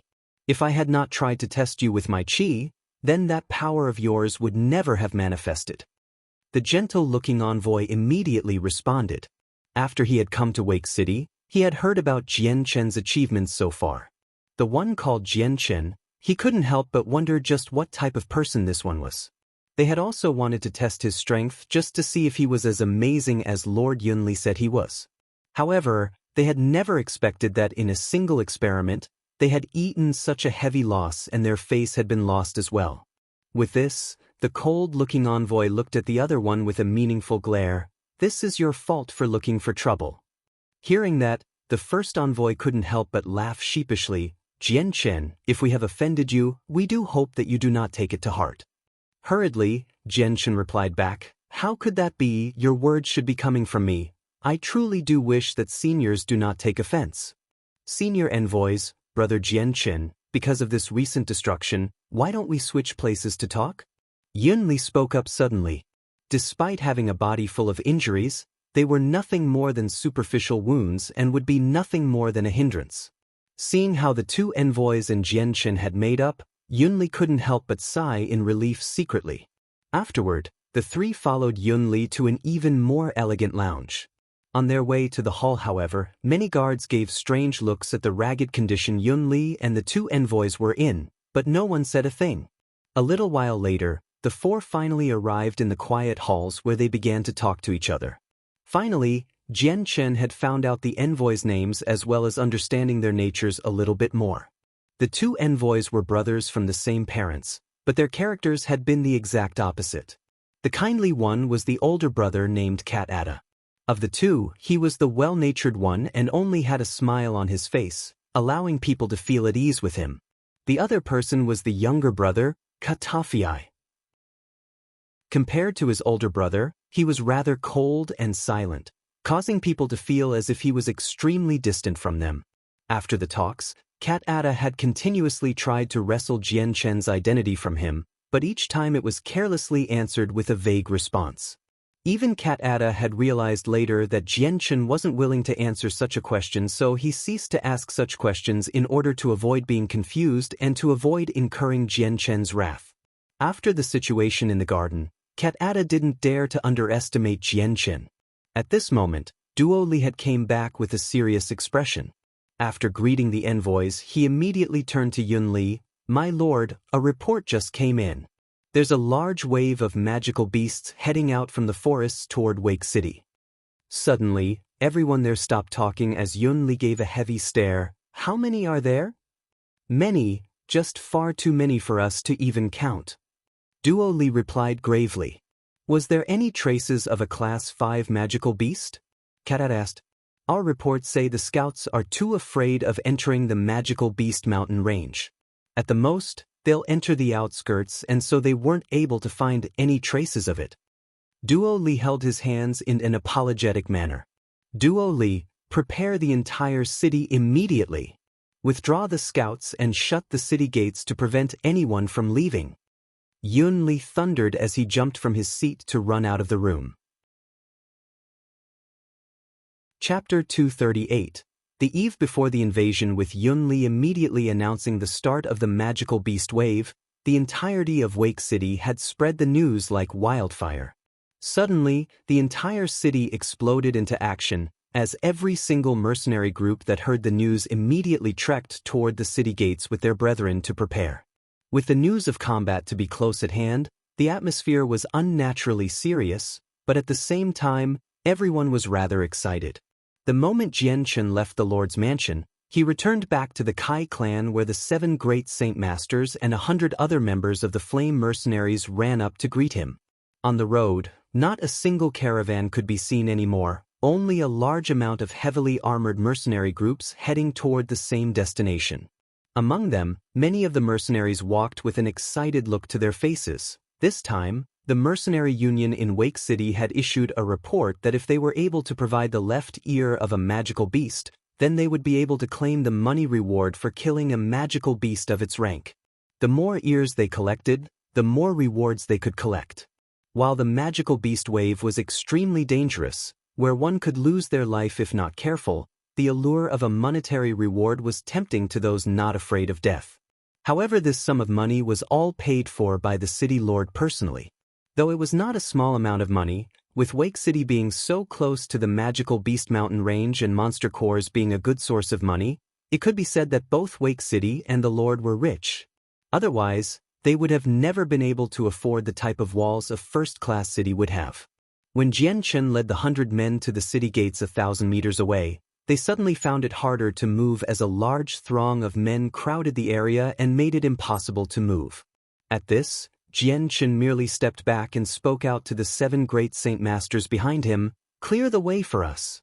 The 7 great Saint Masters were all famous people within Wake City, with many people knowing who they were. So, many people immediately cleared a path for them, since many of the men felt intimidated by their presence. Exchanging places with Jianchen, the 7 men's presence spiked in intensity as Duo Kong shouted out, "Fellow brothers, please make way." Under their control, The amount of power exuding from them had caused the road in front of them to suddenly clear out as if a sharp sword had cut through it and forced the group of people to move off to the side. Isn't that the captain of the Golden Dragon mercenaries? I didn't think he'd be here. That's the captain of the hot-blooded mercenaries as well? I've heard rumors that they dissolved their mercenary groups to join another group called the Flame Mercenaries. Though I'm not sure if it's true or not. The moment the 7 great Saint Masters showed their faces, they had immediately garnered the attention of everyone who began to talk about them. Hidden behind the large group, Jian Chen followed the 7 great Saint Masters without gaining anyone's attention. Just as the group was 500 meters away from the walls, suddenly a large commotion could be heard up ahead. Then, a heavily armored soldier came walking towards Jian Chen. It was the commander, Duo Li. "Ha, brother Jian Chen, the Lord and senior envoys are waiting for you at the walls. Allow me to accompany you." The moment Commander Duo Li saw Jian Chen, his voice grew even more polite than before. Walking ahead of the group, Jian Chen returned the smile. "Then if you would please do me the honor in leading." Afterward, among the astonished stares of everyone else, Jian Chen and Duo Li left together toward the city gates. The walls of Wake City were that of the same standards of the walls in a first-class city. They were 40 meters tall and 20 meters thick. On top of the walls, there were all sorts of soldiers of various strengths. Not only that, but many strong mercenaries were also on top of the wall. There were also 30 magical crystal cannons mounted over the walls with 5 mercenaries manning each one with a trunk full of monster cores. Commander Duo Li brought Jian Chen to Lord Yun Li, who was staring out beyond the city walls with a serious expression. By his side, there were a few well-known figures of Wake City and the 2 envoys. Both of them were wearing black-colored robes and did not look like they were ready to talk. Even if someone were to try to talk to them, it looked as if the envoys wouldn't even bother to pretend to notice them. "Lord Yun Li, what is the situation looking like now?" Jian Chen spoke softly to the Lord. Yun Li continued to stare out beyond the city without a change in his expression. "It's not looking reassuring. This time's magical beast wave has way more magical beasts than before. Brother Jian Chen, take a look. Their numbers are almost immeasurable." Jian Chen grew solemn after hearing that as he looked to where Yun Li was pointing, only to see a black storm of magical beasts slowly make their way toward the city. He couldn't even make out a single magical beast's body, let alone count them. With this spectacle, Jian Chen's eyes could only narrow in concentration. For the mentally stupid magical beasts to walk forward in such a manner like this, there must be a Class 5 magical beast commanding them. After all, they possessed an intellect that, while beneath that of a human, it was enough for them to control other magical beasts. This magical beast wave is quite peculiar. Lord Yun Li, I remember the last magical beast wave had magical beasts that just recklessly threw themselves at the walls. How is it this time they are walking in such a disciplined manner? A white-haired elder spoke out in confusion. That's right, the last time Wake City was invaded, it was completely different from this one. Another middle-aged man spoke as he looked at the incoming wave with worry. After the 2 had spoken, the men standing by Yun Li's side began to debate among themselves. They weren't men of lesser intelligence. Each one of them could realize that something was amiss in this wave. Seeing that everyone had felt something was strange about this wave, Yun Li knew that it was no use in trying to hide the secret anymore. Without pondering any longer, he spoke out loud, "Everyone, the truth is, this magical beast wave has a Class 5 magical beast hidden within it. For our Wake City, this magical beast wave could be said to be a test of survival of an extremely grim nature." Chapter 239. The beginning prominence of one's reputation. After hearing Yun Li's confession, everyone's face immediately grew deathly serious. Yet, no one was making a loud fuss, since each one of them could roughly guess that this was the reason why the magical beast wave was so different this time around. With a magical beast wave happening in Wake City every 20 or so years, there were plenty of people who would come to participate. So for those who had been in Wake City for many years, they had understood the nature of how a magical beast waves worked. This new wave was especially weird. If the normally dumb magical beasts were suddenly walking in the same manner as a disciplined army, this could only be the work of a Class 5 magical beast. How troublesome this is. A Class 5 magical beast is extremely strong, and even an Earth Saint Master would have trouble being victorious if they fight alone.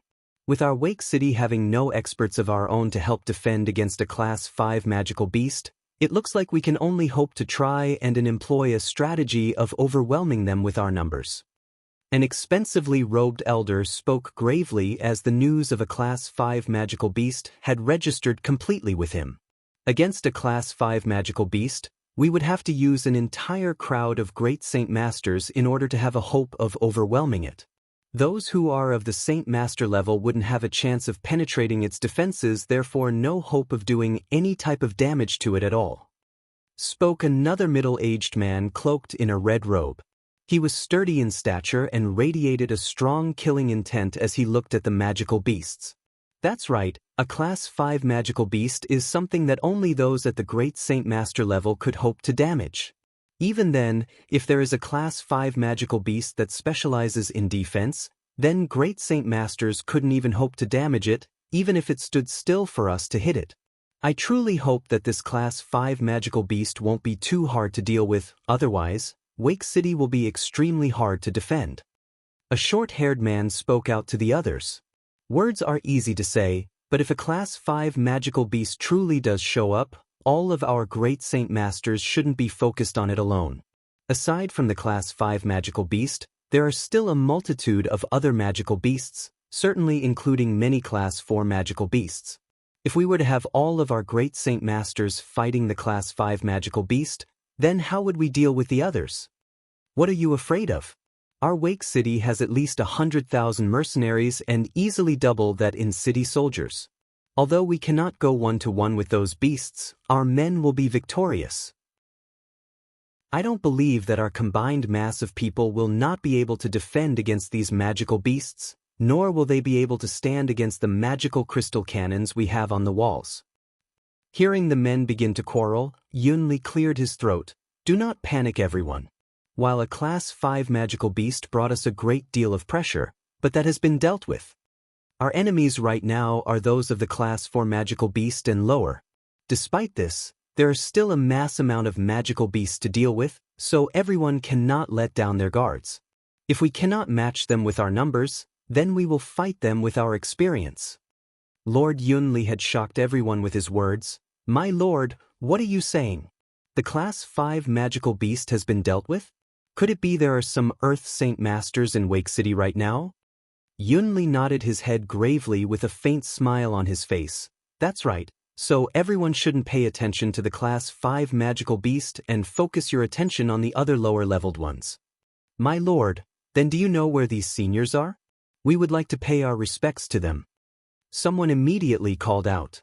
Yunli shook his head with an apologetic expression. My apologies, but the envoys had made it clear that their identities would not be exposed. If they become displeased, then it would be quite disastrous for our Wake City. Hearing that, everyone could only secretly sigh in sadness. Earth Saint Masters were incredibly rare in Wake City, and even in the continent, they were considered experts of the higher order. To these people, they truly wished to pay their respects to them in order to make friends with them and hopefully gain their assistance in any matter. After Yunli had spoken, they had given up on their idea of getting close to them. However, the word envoys had alerted them of a few things worth remembering. Jian Qin, who was standing nearby, wasn't overly noticeable. Instead, he spent his time looking over 100 meters away at the two black-robed envoys. He couldn't help but think to when the two were forced into a miserable position and smiled as a result. Who knew that the two Earth Saint Master envoys hired by Wake City from Monarch City would have ended up in such a sad condition by him? When Jian Chen's eyes hovered over the two envoys, Cat Atta suddenly felt that he was being stared at. Turning to look at him, he had a kind smile on his face as usual. Brother Jian Chen, come here and let's have a talk, shall we? Although being 100 meters apart and a noisy crowd divided the two, his voice could still be heard loud and clear as if amplified by some unknown means so that it felt as if the two were talking right next to each other. Katata's voice had suddenly attracted the attention of everyone else in Yunli's company, who immediately turned to look at the two black-robed envoys. However, Their own strengths weren't enough to perceive anything out of the ordinary from the envoy's strength, so when they tried to inspect the two for a moment, they finally lost interest and turned away once more. At the request of an Earth Saint Master like Cat Ada, Jianchen didn't dare to refuse. Bidding goodbye to Yunli, he immediately headed for the envoy's position. Jianchen? Seeing Jianchen walk by, the white-haired elder's eyebrows furrowed together as he sounded out Jianchen's name before his eyes suddenly took on an astonished glint as he stared at him. Seeing how the elder was standing perplexed now, the cyan-robed elder to his side whispered to him, "Elder Hiyu, what's wrong?" The white-haired elder continued to stare at Jianchen's retreating back. Whispering so that Jianchen couldn't hear, he said, "I've heard the name Jianchen before. Isn't that the same name as the person who destroyed the Zhou and Tianqiong clans?" The cyan-robed elder started when he heard that. Immediately, his eyes flew over to Jianchen's back and sucked in a deep breath of air sharply. "Elder Hiyu, I had completely forgotten about the matter until you mentioned it." According to the guards who had fled from the Tianqiong clan, the one who eradicated the Tianqiong clan and single-handedly beat 9 great Saint Masters was a 20-year-old youth who is apparently quite handsome to look at. The youth who just walked by us seems to be a good fit. Take another look. This has to be the very same Jianchen who destroyed both clans. Chapter 240. 6 Cycles of an Earth Saint Master. The two elders continued to talk gently, but with everyone standing close by having a strong sense of hearing, they had naturally heard the words being spoken. What? The youth that was just standing here, was that Jianchen? So young though, how could he be so strong then? Just how many youths have you seen wield so much power? A man spoke in awe. Right, he truly is so young and yet so unique. After the 2 days where 2 major clans had been annihilated, everyone was painfully aware of the name Jianchen. However, with the incoming invasion of the magical beasts, everyone had placed the wave in the front of their minds and had forgotten about the clans. This was a point of life or death for them, and so the deaths of the Zhou and Tianqiong clan were not worth a higher priority and quickly receded into obscurity.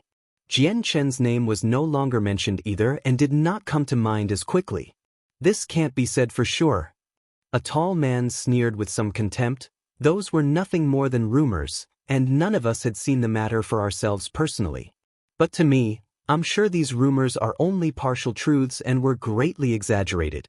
Just look how young he is. He can't be a year past 20. How can someone so young cultivate to such a powerful level? Maybe he began cultivating when he was in his mother's womb? We can't say for certain that the destruction of the Zhou and Tianqiong clan was done by one person or with the help of a few others." The others began to nod their heads. What this man had said had a great deal of logic behind it. Rumors were rumors after all. Each one of them had weathered many storms and listened to many rumors, but only a small part of them were true, while the vast majority were half-truths or not even truths at all. Hearing the group trying to guess at the real truth, Yunli couldn't help but reveal a knowing smile on his face, yet at the same time, his body couldn't help but shake and tremble for a moment. He could only lament over the fact that he too was not aware of Jianchen's strength, but he did know that the event regarding him and the envoy in the garden not too long ago had forced both the envoys and him to take a major loss. This wasn't something that Yunli was willing to share with the group. Jianchen arrived at where the envoys stood with a smile. Whether or not Wake City can be successfully defended depends on senior envoys. Cat Ada could only laugh as he looked at Jianchen with an amicable smile. It was this smile that made everyone want to be good friends with him. "Jianchen, since I'm older than you, might I call you Junior Jianchen, or is that too much?" Cat Ada asked casually. "There's no problem at all, of course." Jianchen replied with a smile. Even though Cat Ada was smiling at him with such a kind look, he was still on guard. In his experience, if Katada's expression was a genuine feeling from the heart, then he was definitely a person worthy of being a friend with. However, if it was nothing more than something fake, then the man's strength should be feared and guarded against. Cat Ada looked at Jianchen closely. "Junior Jianchen, although my brother and I are both Earth Saint Masters, the strength of a Class 5 magical beast is still something that can go against our expectations. Even if the two of us were to join hands to kill the magical beast, it would still be a difficult task, so therefore, I sincerely hope that Junior can lend us a hand if the time arises." With a self-deprecating smile, Jian replied, "Senior Envoy, you must be joking. I've only the strength of a great Saint Master. How would I fight against a Class 5 magical beast? Doing so would be the same as throwing my life away." Even though he had said that, Jian heart couldn't help but thirst to fight against a Class 5 magical beast, but at the same time he knew that his strength wasn't sufficient enough to fight against one unless he used the strength of the Azure and Violet Sword Chi. "Junior, you truly are modest. In the garden you had displayed such an explosive amount of power that frightened even my brother and me. Even now, my body still aches from the pain I felt then. If Junior is to use that same power, then I am sure that the Class 5 magical beast will fall to your hands," Cat Ada said. Jian had a bitter smile on his face. "Senior Envoys, that very power isn't something I can control.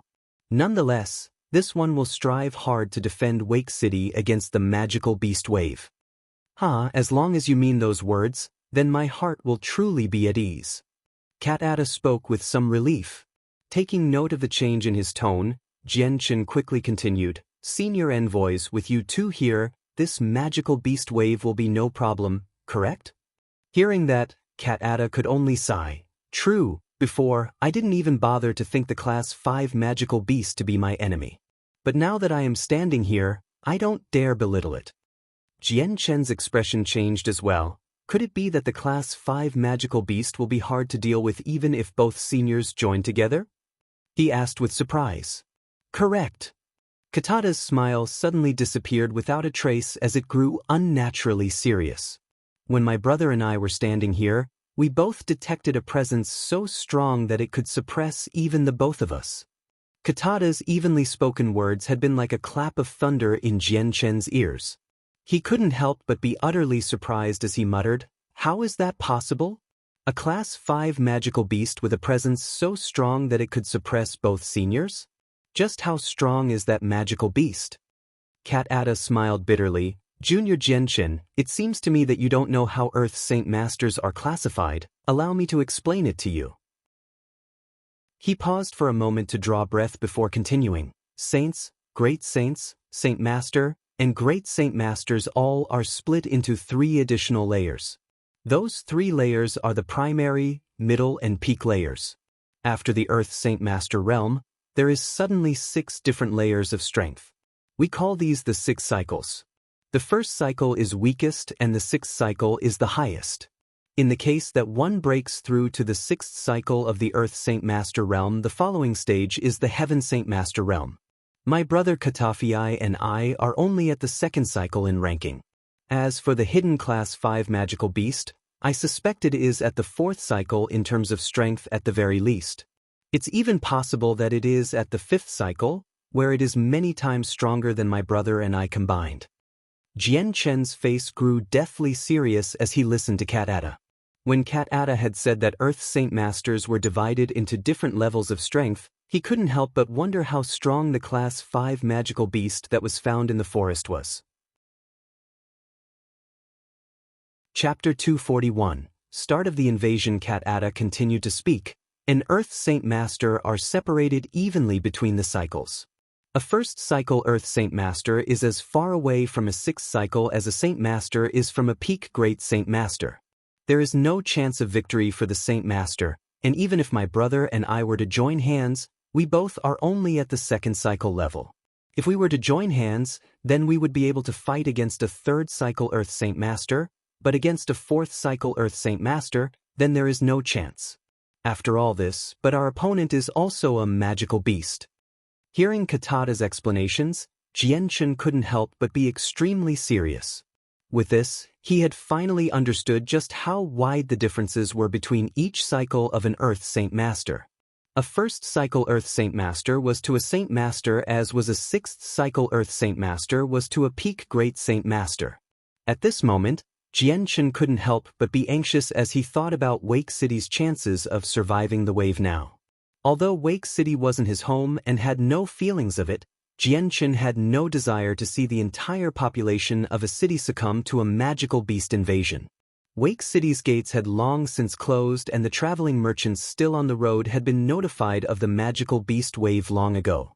So they had all taken a lengthy detour around Wake City's vicinity before taking shelter in a nearby city and waited for the wave to be over before continuing on with their travels. Far away, the dense crowd of magical beasts continued to stamp in a slow trail toward Wake City. Aside from the heavy stomps of their feet, not a single roar could be heard, and from the looks of it, it seemed as if these magical beasts were just soldiers practicing a drill. Ho! Suddenly, the gigantic roar of a magical beast came reverberating from the depths of the Magical Beast Mountain range. Its roar was so loud that even the stones on top of the gates started trembling from the sound. This sudden roar had jolted the tens of thousands of magical beasts whose eyes suddenly grew fearful. Immediately, the magical beasts suddenly stopped where they stood in unison 5 kilometers away from the city walls. Looking at the crowd of magical beasts stop right in front of the city walls almost, Cat Ada let out a breath of air. This hidden Class 5 magical beast is very intelligent. It has fought against humanity multiple times and knows how our magical crystal cannons work. At this distance, the magical beasts are just outside the range of our magical crystal cannons. Cat Ada immediately looked to his still silent brother Katafii. Katafii, our opponent is far stronger than what we thought. By now, it is too late for Monarch City to send any more reinforcements, so it is up to us to defend the city behind us. Katafii nodded his head without a single break in his expression. His eyes still pointed far ahead as if he were trying to find the Class 5 magical beast. Ever since the garden, he had only spoke a single phrase. Throw down the armored wall. Suddenly at Yunli's command, a large sheet of steel plating suddenly dropped down from the city walls and fully covered the entire city. From far away, it looked as if Wake City had been fully encased by a steel plating. This steel plating was a meter thick and were connected to one another by a steel chain. With each steel plating being so thick, it would be able to repel a Class 3 magical beast with no problem.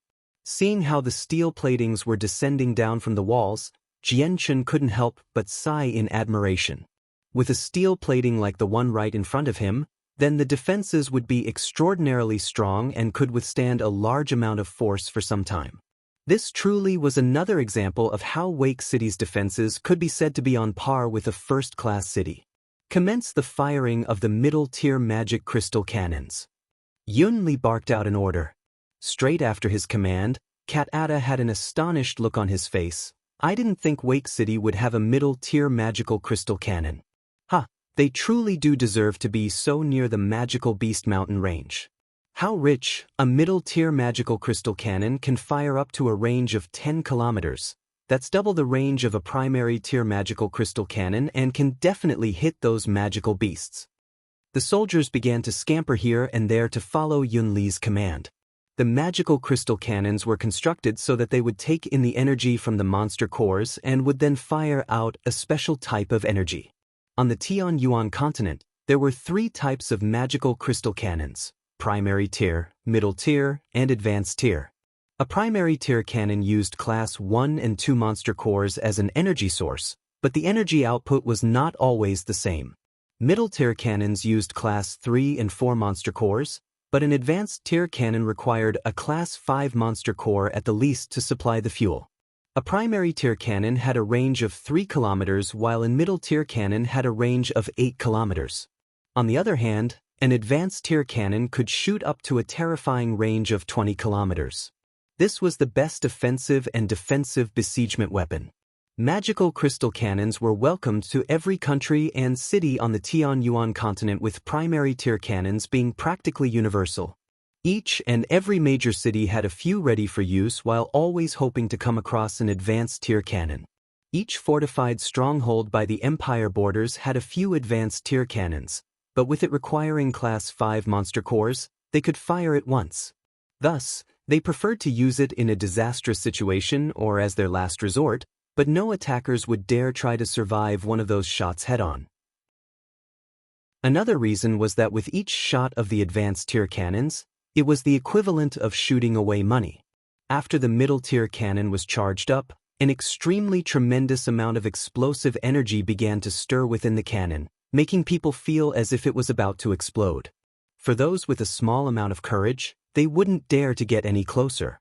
In truth, there had been many cases where the cannon wasn't able to handle the extreme amount of energy stirring inside. When that would happen, the energy exploded from within, causing massive damage to everyone around. However, this was a risk that every country was willing to face for the sake of a better chance of winning. A few breaths later, the middle-tier cannon was finally done charging, and with another order from Yunli, the 4 cannons mounted on top of the walls fired immediately. Bang! With an ear-deafening blast, a gigantic blast of energy shot out from the middle-tier cannon at an incredible speed toward the crowd of magical beasts 5 kilometers away. Boom! Following a loud resonating blast, a large cloud of dust filled the air as the explosive energy destroyed anything within a 30-meter radius. Bits and pieces of magical beasts could be seen flying through the air in every direction. The might of a middle-tier cannon was extraordinary and could destroy a Class 3 magical beast with ease. Even a Class 4 magical beast wouldn't be able to take a blast like that easily. If hit directly, they would be instantly fried, and a Class 5 magical beast would at the very least be injured to some degree. The 4 middle-tier magical crystal cannons laid claim to at least 30 Class 3 magical beasts, a good start. As if this was the start of the battle, the magical beasts instantly grew restless and slammed their fists and legs where they stood while snarling angrily. Reload the middle-tier magical crystal cannons and fire straight for the higher-leveled magical beasts. Yunli thundered at the soldiers near the cannons. Yes, at the same time, another heaven-shaking roar came from the magical beast mountain range. This roar was louder than before and spanned for seemingly 20 kilometers, so that even Jian Chen's ears began to ring afterward. Following this roar, it was as if the magical beasts had received an order. With an explosive roar, they all began to charge recklessly toward the city walls. Thousands of magical beasts charged at the walls with reckless abandonment, causing those on the top of the walls to pale for a moment. Even those at the top of the wall could feel a slight tremor growing stronger and stronger. "Prepare the crossbows!" Yunli barked out another command. Immediately, a series of holes spanning a foot wide opened up within the walls, and upon further assessment, there were about 100 of them. Then one by one, strong-looking men began to prepare the crossbows as intense-looking bolts protruded from the holes. The tips of the bolts looked like they were made with steel, even the shaft resembled that of a superior metal. Each one of these bolts were 2 meters long, and because of that, they required an extremely strong and big crossbow to fire. These weapons were able to pierce through the body of a Class 3 magical beast. Even the ones at the peak level would be tremendously harmed.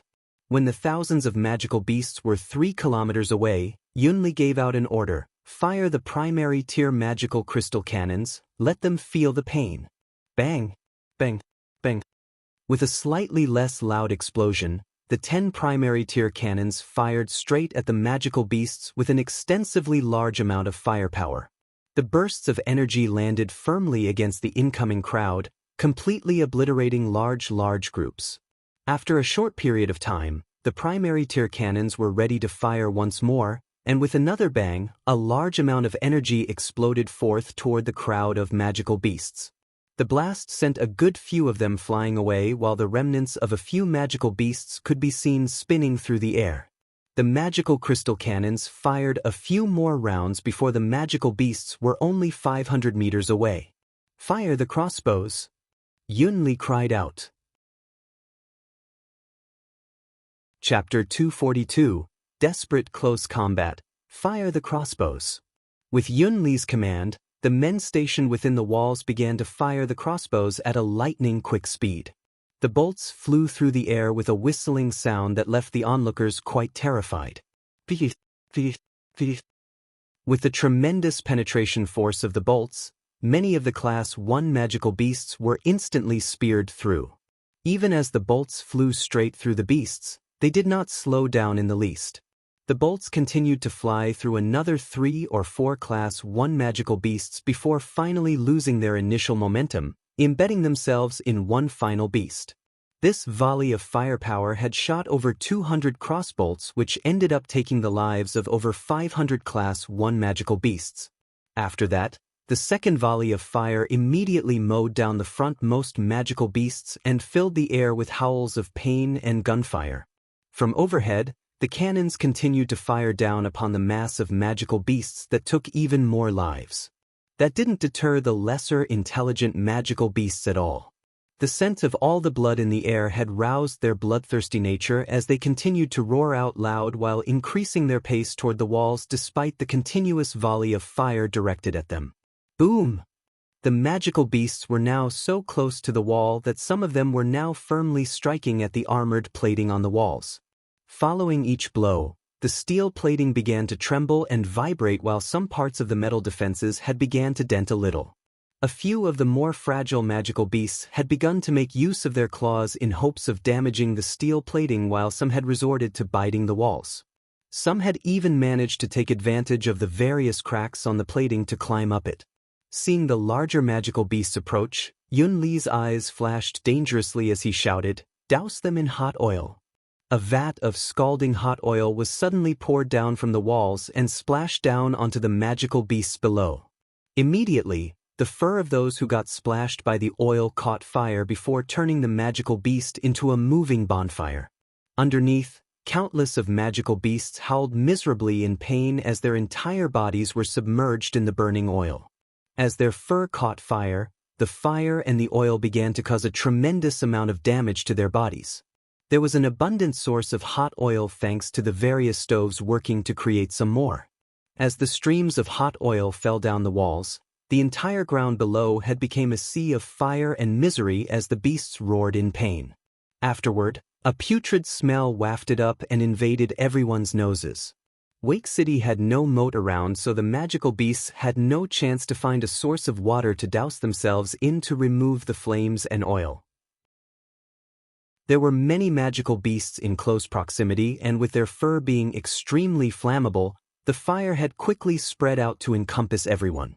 Underneath the walls, the magical beasts were in chaos. Even though they lacked intelligence, even the dumbest of magical beasts could tell that they were on fire and would die if they stayed there. Consequently, the magical beasts all scattered to get away from the splash radius of the oil. However, the oil continued to rain down from the walls. Despite the steady stream, their supply was not endless and eventually ran out. In the half hour of warfare, the oil supply had all but ran out, but the damage had been done. The oil had damaged plenty of magical beasts and burnt a good amount of them to death. Now that there was no more threat of the oil, the still alive magical beasts quickly stamped out the remaining fire and continued to charge at the wall once more. The more nimbler magical beasts began to climb up the walls once more alongside a large number of vipers. Those who ran up the walls were immediately cut down by multiple saint weapons, sending their bisected bodies flying back down to the earth. At the same time, a soldier quickly ran to where Yun Li, "A report for the Lord, the crossbows are all finished firing, not a single bolt is left unshot." Looking at the scene below, Yun Li nodded slightly before crying out, "Open the gates and attack." Wake City's most terrifying weapon against the magical beast waves were the magical crystal cannons, oil, and crossbows. The cannons were for long-ranged fighting and were used to target and kill the strongest magical beasts. As the magical beasts approached, then they would switch to the oil and crossbows. After a good amount of time passed, both the oil and crossbow ammunition had been all used up. At this moment, the only thing left to do was attack.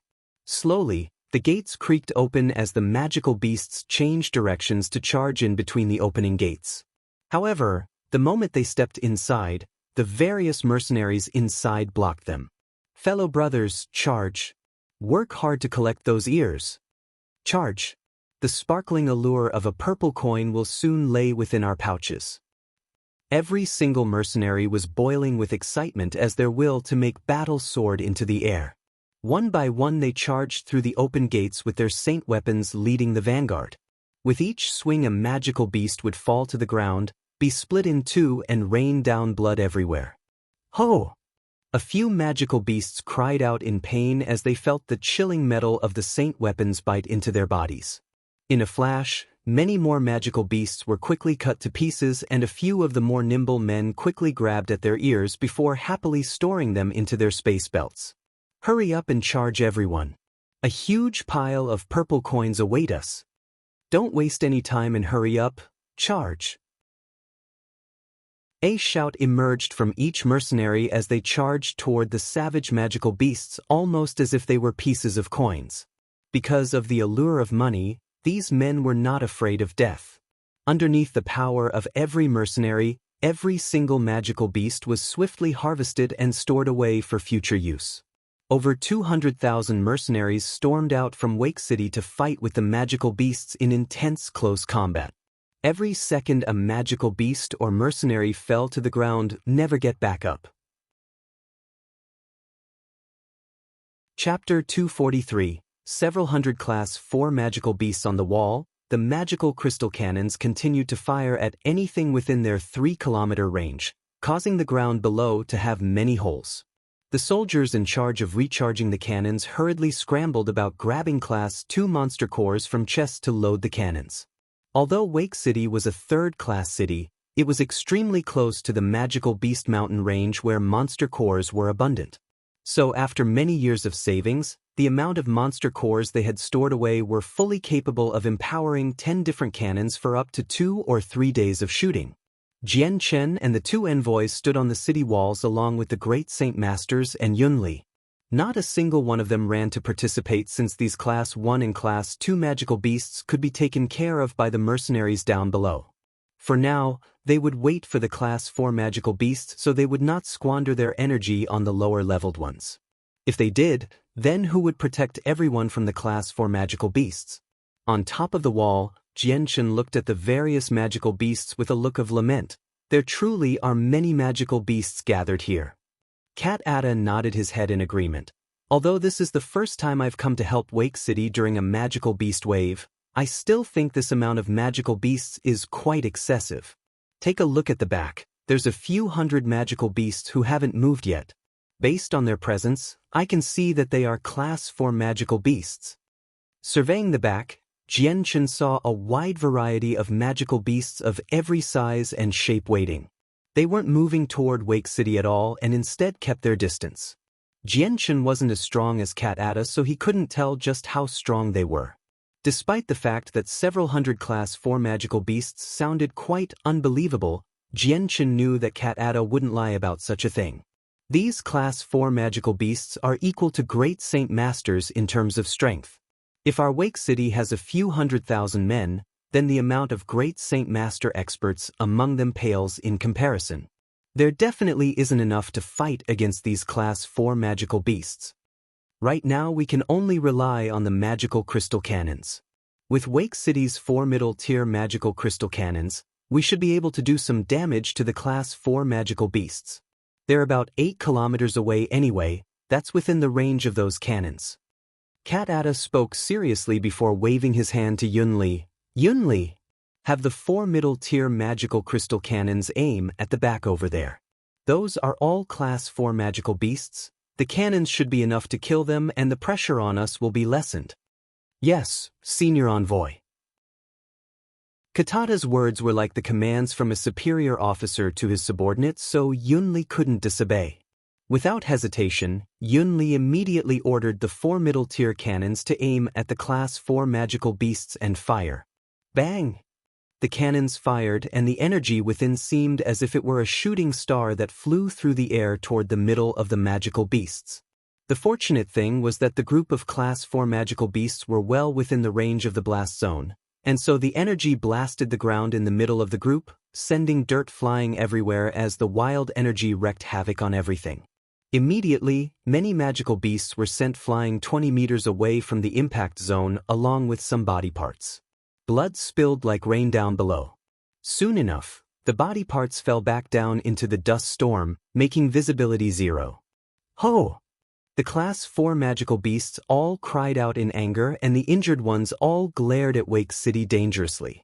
Their eyes were filled with hatred as they suddenly charged at the walls without the previous patience. Aim at that cluster of magical beasts once more with the middle-tier cannons. Keep firing. Yunli called out with a hardened expression.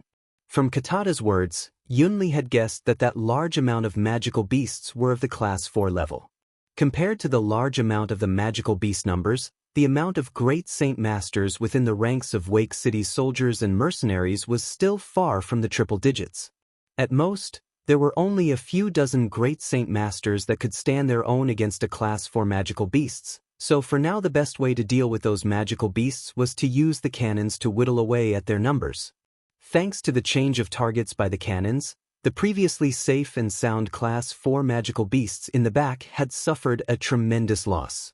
The middle-tier cannons had brought about a disastrous amount of damage to their ranks, and with each new volley of cannon fire, even more lives were taken. A large amount of the magical beasts began to retreat as the cannons began to focus their fire on them. The remaining few began to snarl and roar as they charged at the walls. Because of the cannons, they had lost all rationality, and in their bloodthirst, they threw the other magical beasts out of the way and even killed a few of the weaker ones in their rampage. At that moment, each one of the magical beasts had broken free from the fearful control of the Class 5 magical beast. The middle-tier cannons continued to fire and fill the skies with sounds from each blast. Time and time again, crowds of Class 4 magical beasts went up in smoke, leaving a crater in the ground below. The Class 4 magical beasts were incredibly fast, however. As the middle-tier magical crystal cannons fired the fifth volley, they had already arrived within 500 meters of the wall. Because of the cannons, their numbers had went from several hundred to around 150 of them, and a great deal of them were injured to some degree as well. Despite the good news, however, the great Saint Masters still had extremely serious expressions on their faces. By then, before Yunli could say anything, the great Saint Masters immediately leaped off the walls down into the crowd of magical beasts. Only they could defend against the Class 4 magical beasts, and if those magical beasts were to fight against the saints or great saints, then there would be catastrophic damages to the human side. In a flash, the dozen great Saint Masters were all engaged in deep combat. At that moment, only Yunli, Jian Chen, and the two envoys were left on the walls without any other great Saint Master there. Even the 7 great Saint Masters from the Flame Mercenaries were beginning to fight the Class 4 magical beasts. Chapter 244, Jian Chen's Action. A fast sword. The area around Wake City had already become a bloody battleground with 200,000 mercenaries and armored soldiers fighting by the city gates. They had already speared their way through a few kilometers and were soaked with the blood of a few magical beasts. In the back, many of the support soldiers streamed about the battleground with stretchers so that the fallen could be brought back to the city to recover. The entire battleground was dyed red with blood as the greasy smell of battle wafted through the air and into the noses of everyone fighting. Although the battle had only gone on for a small amount of time, the ground was littered with the corpses of magical beasts and humans alike. Every second a person would get injured, while the next second another person would die. 100 Class 4 magical beasts and a few dozen great Saint Masters were fighting against each other, but the situation wasn't looking too well for the humans. A Class 4 magical beast required 2 great Saint Masters to fight against, but at the moment, each magical beast was fighting against 1 great Saint Master. For a short while, the great Saint Masters would be fine, but if time dragged on for too long, then the situation would be hard to tell. Since magical beasts had a natural superiority, humanity could only rely on their saint weapons to fight against the magical beasts, but when that ran out, then their lives would be in extreme danger. The 10 magical crystal cannons on top of the city walls never stopped firing, so the air was filled with the tremors and ear-deafening blasts of explosions that claimed the lives of multiple magical beasts whenever they slammed against a group of them. As the war went on for a longer period of time, the amount of injured people increased as well. The stretchers of men continued to weave in through the city gates, with the injured men laying on them crying out in pain. Many of them were missing an arm or a leg, and so the amount of people fighting against the magical beasts began to lessen. Thus, the pressure began to increase on everyone. If this were to go on for any longer, then the surrender of Wake City would only be a matter of time. On top of the walls, Lord Yunli looked at Jian Chen and the 2 envoys with a troubled look. This magical beast wave has more magical beasts than before and even more Class 4 magical beasts than anticipated. Their numbers far outweigh our great Saint Masters, And if this goes on for any longer, then even if the Class 5 magical beast doesn't attack, the Class 4 magical beasts will trample Wake City. I've looked at the records of the past magical beast waves, and I'm afraid that this wave is definitely the most serious one. The amount of Class 4 magical beasts has never gone over 50, but there are well over several hundred of them.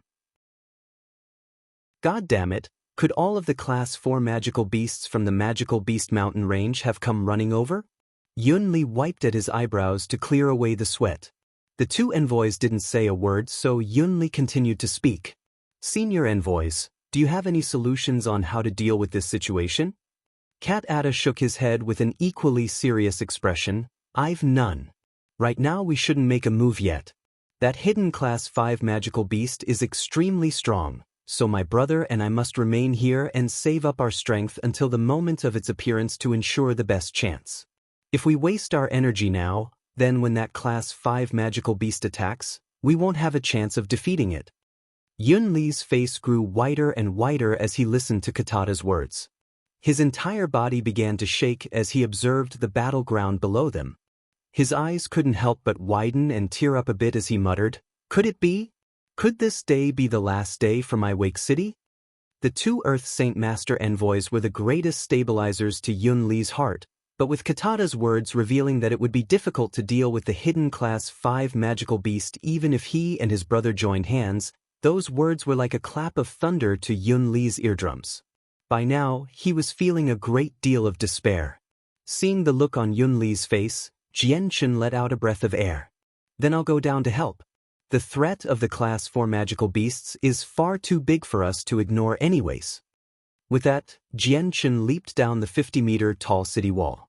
In midair, Jian Chen's body began to speed up somehow like a speeding bullet toward the Class 4 magical beasts. The new member of the Flame Mercenaries, Duo Kong, was currently fighting against a Class 4 magical beast. This Class 4 magical beast was a 3-meter-long black cheetah with extremely fast movements. Both of its paws swished through the air as the extremely sharp talons flew at Duo Kong. Along with the claws, the cheetah roared loudly with a jaw full of blood from the various times Duo Kong was hurt. The black cheetah's eyes were crimson with bloodlust as they glared at Duo Kong almost as if he were its prey. Growling with an angry snarl, its entire body suddenly disappeared in a blur as it shot toward Duo Kong. In that instant its sharp talons glistened in the sunlight as it flew at Duo Kang's chest. Duo Kang's eyes flashed dangerously with no fear at all as the Saint Force-enhanced weapon in his hands slashed at the cheetah. The sword and talons met against each other with a large ear-screeching sound as the blast of the impact forced Duo Kong to fly back a few steps. Duo Kang's Saint weapon wasn't enough to cause any sort of damage to the cheetah. The cheetah was momentarily sent back before instantly bounding forward to slash at Duo Kang's back from behind. Duo Kong had not yet fully stabilized his footing after the cheetah had sent him flying backward, so it was hard for him to attack the beast with the same strength as before. Helplessly, he could only bring his sword across his body to protect himself against the claws. The cheetah's claws swiped at Duo Kang's Saint weapon, causing the sword to be knocked back a bit. With the sword firmly out of place, the cheetah suddenly opened its jaws in an effort to bite Duo Kong. With his Saint weapon out of the way, Duo Kang's actions were severely limited. Seeing the wide-open jaws of the cheetah, Duo Kang's face suddenly changed and he abruptly swung his head out of the way. With its jaws wide open, the cheetah emitted an ear-deafening roar as it tried to clamp down its jaws onto Duo Kang's chest. Duo Kang's face was extremely serious. This cheetah had been exceedingly clever when it had attacked him with its claws, leaving him unable to retaliate at all. It would seem that today would be a hard day to escape calamity, since this magical beast was even stronger than he was, and Duo Kong wasn't able to fight against the cheetah with his Saint weapon. This time as Duo Kong dodged the fangs, he could feel some color come back to his face. If he were just 1 second slower dodging the fangs, then his chest would have become a bloody mess. What a troublesome matter this is. Duo Kong had a look of despair. Right now he was almost at the whim of the cheetah. With the cheetah attacking at any time, it was getting harder and harder to dodge. This time, a small child-like sized tail suddenly wrapped around Duo Kang's neck, making all movement impossible for him now. Once more, Duo Kang's face turned deathly pale as his eyes gleamed with despair. With his neck captured by the tail, he could no longer dodge the next strike from the black cheetah. Even his saint weapon, the most important item to his life, wouldn't help him here. He would sooner die than relinquish his saint weapon. The iron scent of blood stung Duo Kang's nose as the cheetah's bloody jaw encaptured Duo Kang's eyes once more. Just before Duo Kang was ready to accept his death, a silver light suddenly flashed in the corner of his eyes. Startled, Duo Kang could only see a silver lightning-like trail of light fly straight through the cheetah's throat. The bloody jaws of the cheetah immediately came to a close just an inch away from Duo Kang's chest. The putrid scent of its jaws was so nauseating to Duo Kang's nose that he didn't dare breathe. Duo Kang was instantly dazed, but the moment he saw the long blade insert itself deep within the cheetah's throat, a look of pure joy appeared within his eyes. This blade was one he was extremely familiar with because he knew just who the owner was. Duo Kang couldn't help but feel extremely grateful after his narrow escape from death. Turning his head to look at the 20-year-old youth to the side, he called out emotionally, "Captain." On this road between life or death, Duo Kang finally realized just how beautiful living was. Although Duo Kang had been in many life or death situations, he had never been in such a perilous situation as this one. If Jian Chen was a second too slow, then his life would have been forfeit and his body a corpse. Jian Chen slowly took the light wind sword out from the cheetah's neck and spoke out to Duo Kang. "Go help out the others, make sure our flame mercenaries lose as few men as possible." "Yes, Captain." Duo Kang immediately responded. Grabbing at the tail still enwrapped around his neck, he uncoiled it and cut away the ear of the cheetah. Then storing it into his space belt, Duo Kang immediately ran off to help out the other brothers of the flame mercenaries. Jian Chen didn't hesitate at all as he immediately ran off to the next closest class 4 magical beast. This next one was a viper with 6 Saint Masters fighting against it. 2 of them were injured, leaving the remaining 4 to weave in and out in attempts to protect themselves. Each strike was getting harder to dodge and they were already in a miserable condition. The viper's poison that was spat out at them was enough to make all of the Saint Masters there afraid of coming into contact with it. So the 6 Saint Masters could only try to run away from the viper. Suddenly, a silver arc of light streaked by them and immediately pierced into the vitals of the viper before it could even respond. The viper immediately let out a miserable hiss as it collapsed down to the ground.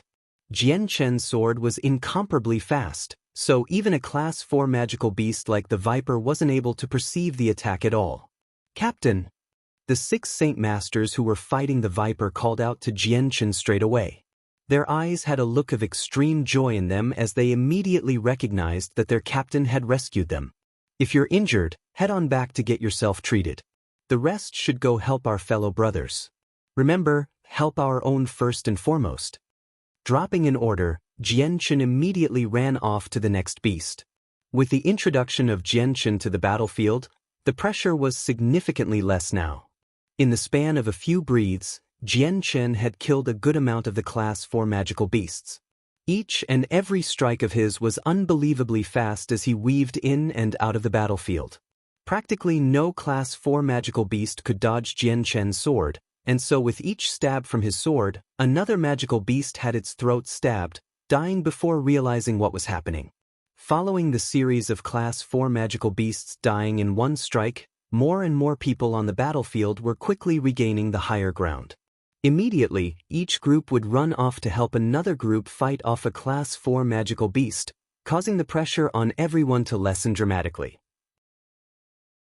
Jian Chen traveled forward and backward by himself toward the next closest class 4 magical beast with his light wind sword continuously flashing with light from each stroke. Whenever a class 2 or class 3 magical beast got too close, they would be slaughtered ruthlessly. In Jian Chen's path of destruction, he had left behind a bloody trail. In the time it took to burn a single incense stick, 40 class 4 magical beasts had died by Jian Chen's hand and countless more class 2 and class 3 magical beasts. In the beginning, Jian Chen's strength at the peak Saint Master level was enough to kill a class 4 magical beast.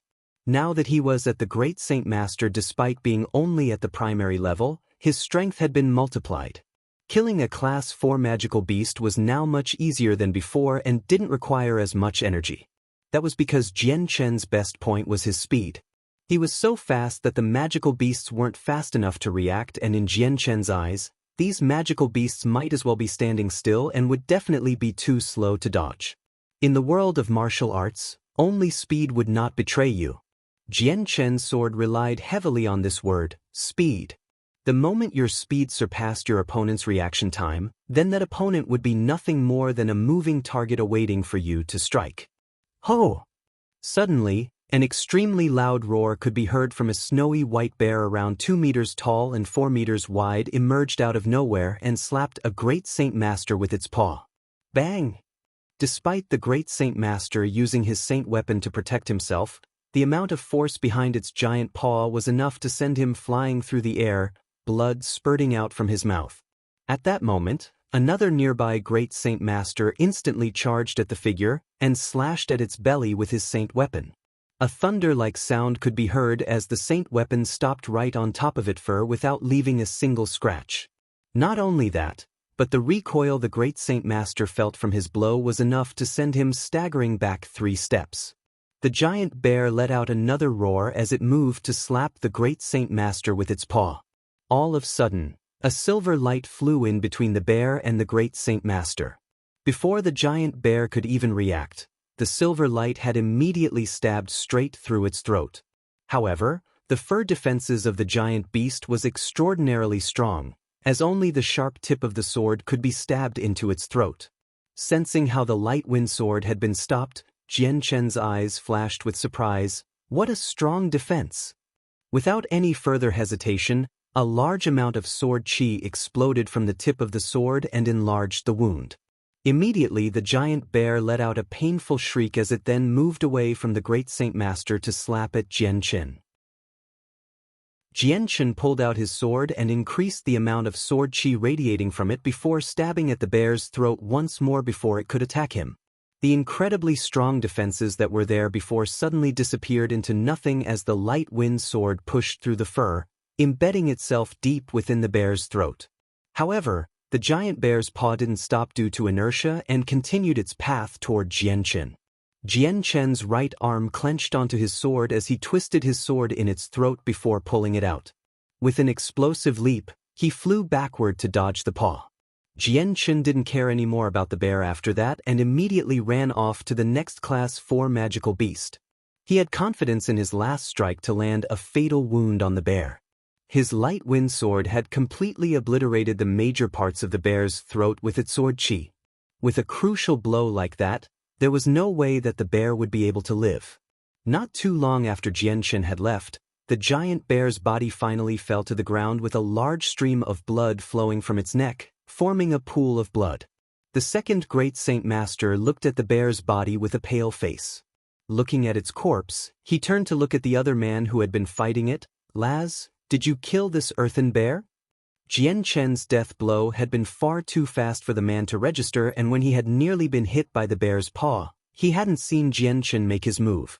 The other great Saint Master looked at the body with an extremely shocked expression. How amazing! To kill an earthen bear in 2 strokes. Could that man be an Earth Saint Master? Laz, you didn't tell me. How did you manage to kill the earthen bear? When did you get so strong? The great Saint Master repeated with curiosity. Hearing that, the one named Laz shook his head. This earthen bear was not killed by men but by a white-robed figure. With that, Laz's voice suddenly grew emotional as he clasped onto the other man's shoulders. Lai Dao, you didn't see it? That man's strength is truly profound. He had only needed to stab twice with a speed far beyond anything I've seen in order to kill this earthen bear with ease and no retaliation. It took 2 sword strikes to kill the Class 4 earthen bear? Lai Dao cried out with shock. Laz, who is this person? Could he be an Earth Saint Master? That's what I believe as well. He was wearing white, but I don't know who he is. Laz muttered. Lai Dao looked around them only to find the white-robed Jian Chen who had just stabbed another Class 4 magical beast in the throat with his sword not too far away. Could it be that person? On the wall. This Jian Chen is quite strong. His fighting ability is somehow extremely strong to the point where even a Class 4 magical beast is nothing to him. It only requires one strike for him to kill one. Cat Ada looked at the group of magical beasts being killed by Jianchen before exclaiming his thoughts out loud. What a fast sword! The soft-spoken Katafii said. Cat Ada nodded his head. That's right, his sword is incredibly fast with no wasted movements. Each stroke lands firmly and at the weakest point of the magical beast's neck. Countless Class 4 magical beasts were killed by Jianchen's sword, and even I can only capture the hazy figure of his sword on the rare Akashian. With a speed like that, it is no wonder a Class 4 magical beast can't dodge it. However, what I don't understand is, just how did Jianchen obtain such a fast swordplay like this? Could it be the work of a battle skill?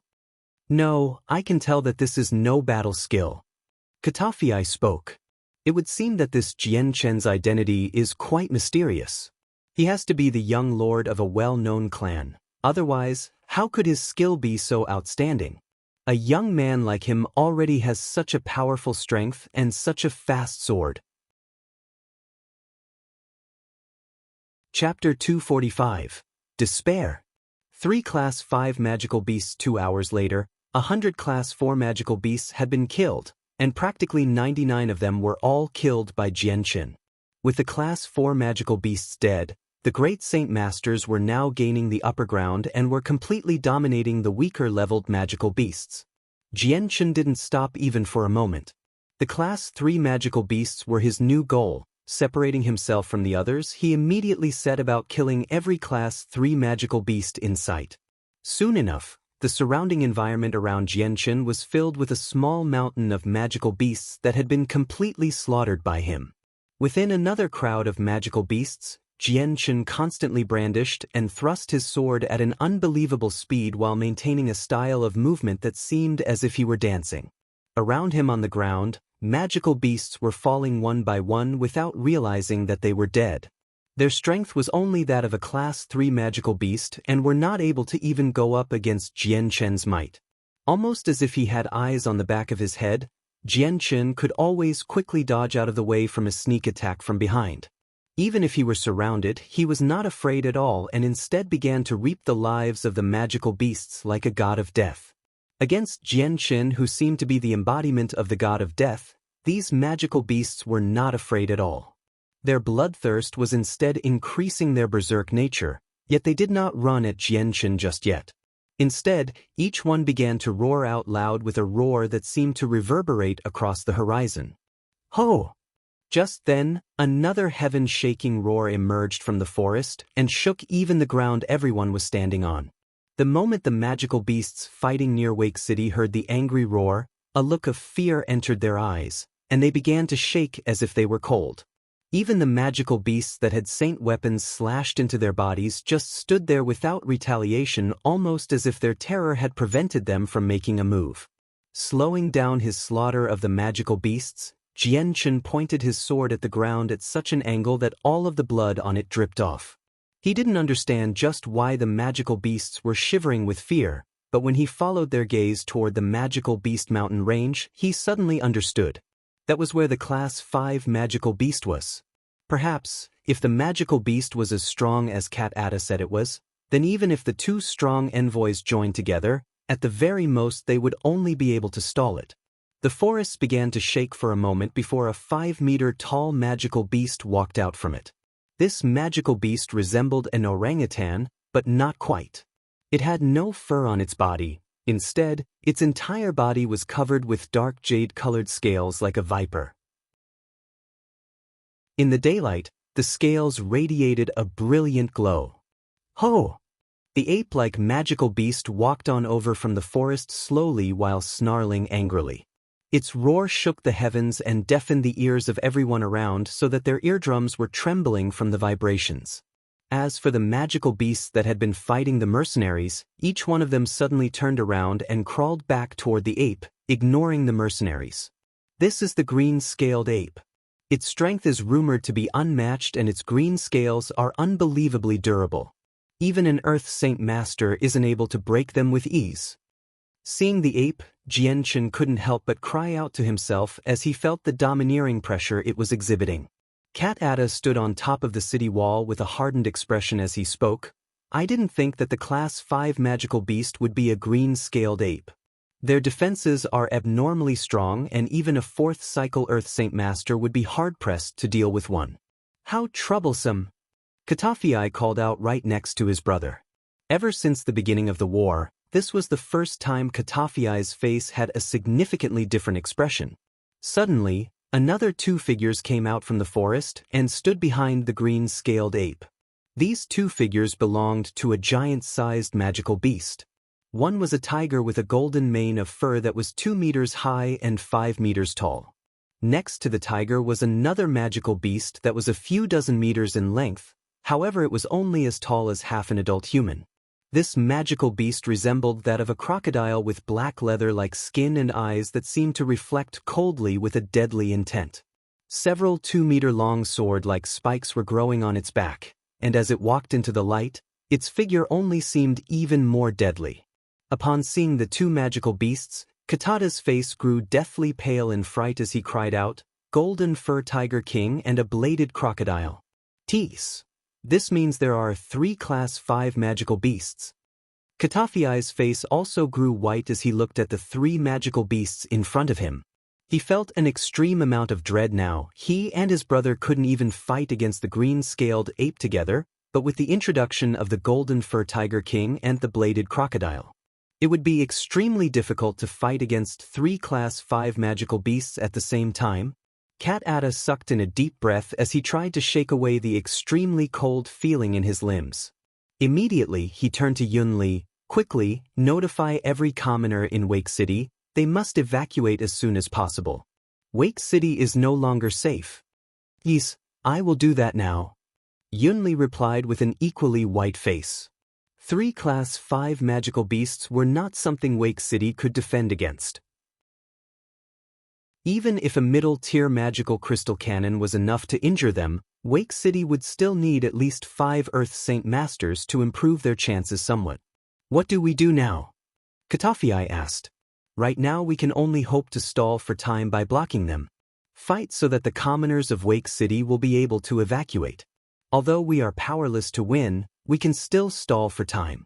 If we can do that, then those 3 Class 5 magical beasts will be hindered for just enough time. But we still need to be careful so we don't get injured, otherwise, I'm afraid we will become easy targets for the Class 5 magical beasts and most likely end up dead." Cat Ada spoke seriously. Katafi nodded his head without saying a word. Within the crowd, Jianchen realized that there were 2 more magical beasts standing behind the ape. The moment his eyes landed on the golden mane of the Golden Fur Tiger King, a bolt of electricity ran through him as if he remembered a flash from the past.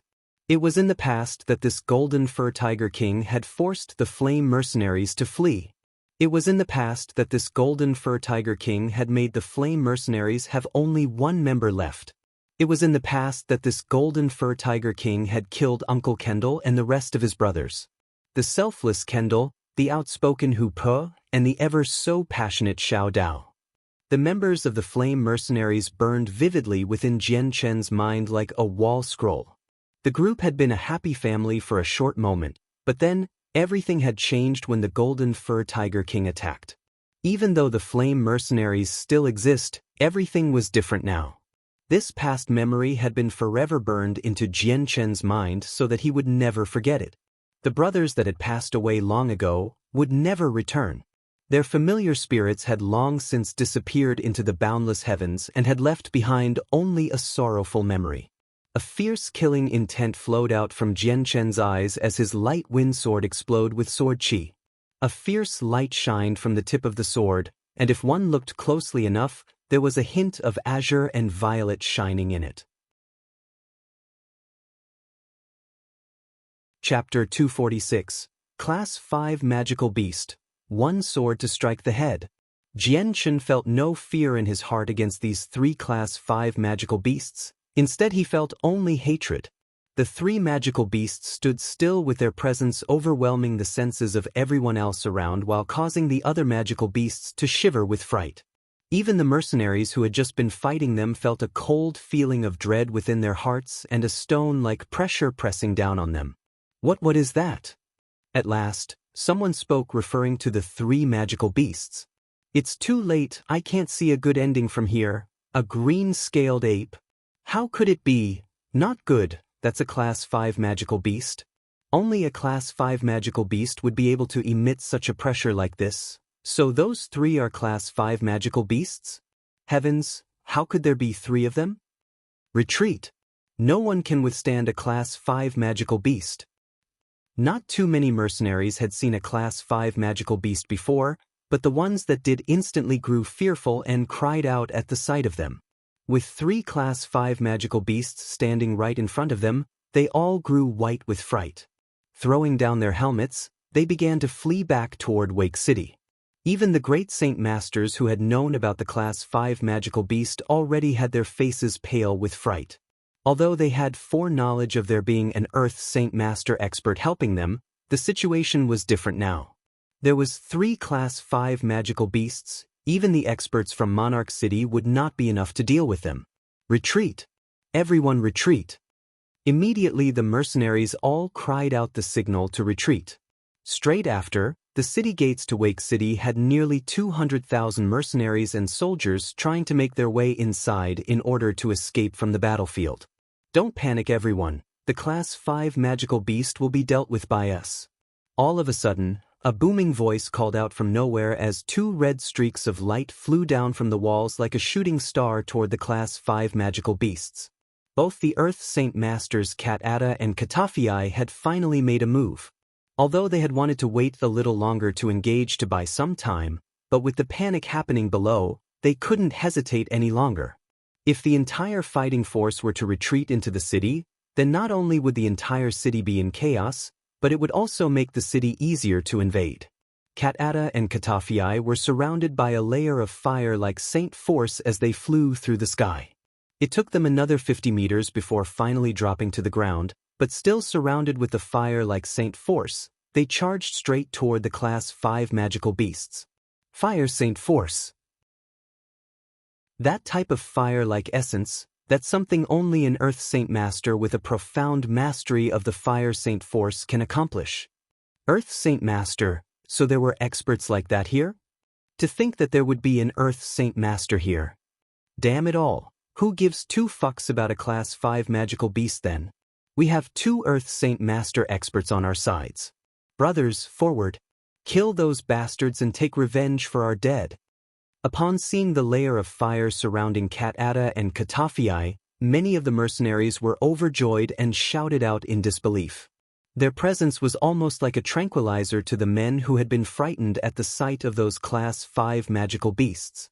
Only a small amount of the mercenaries still had a look of worry on their faces.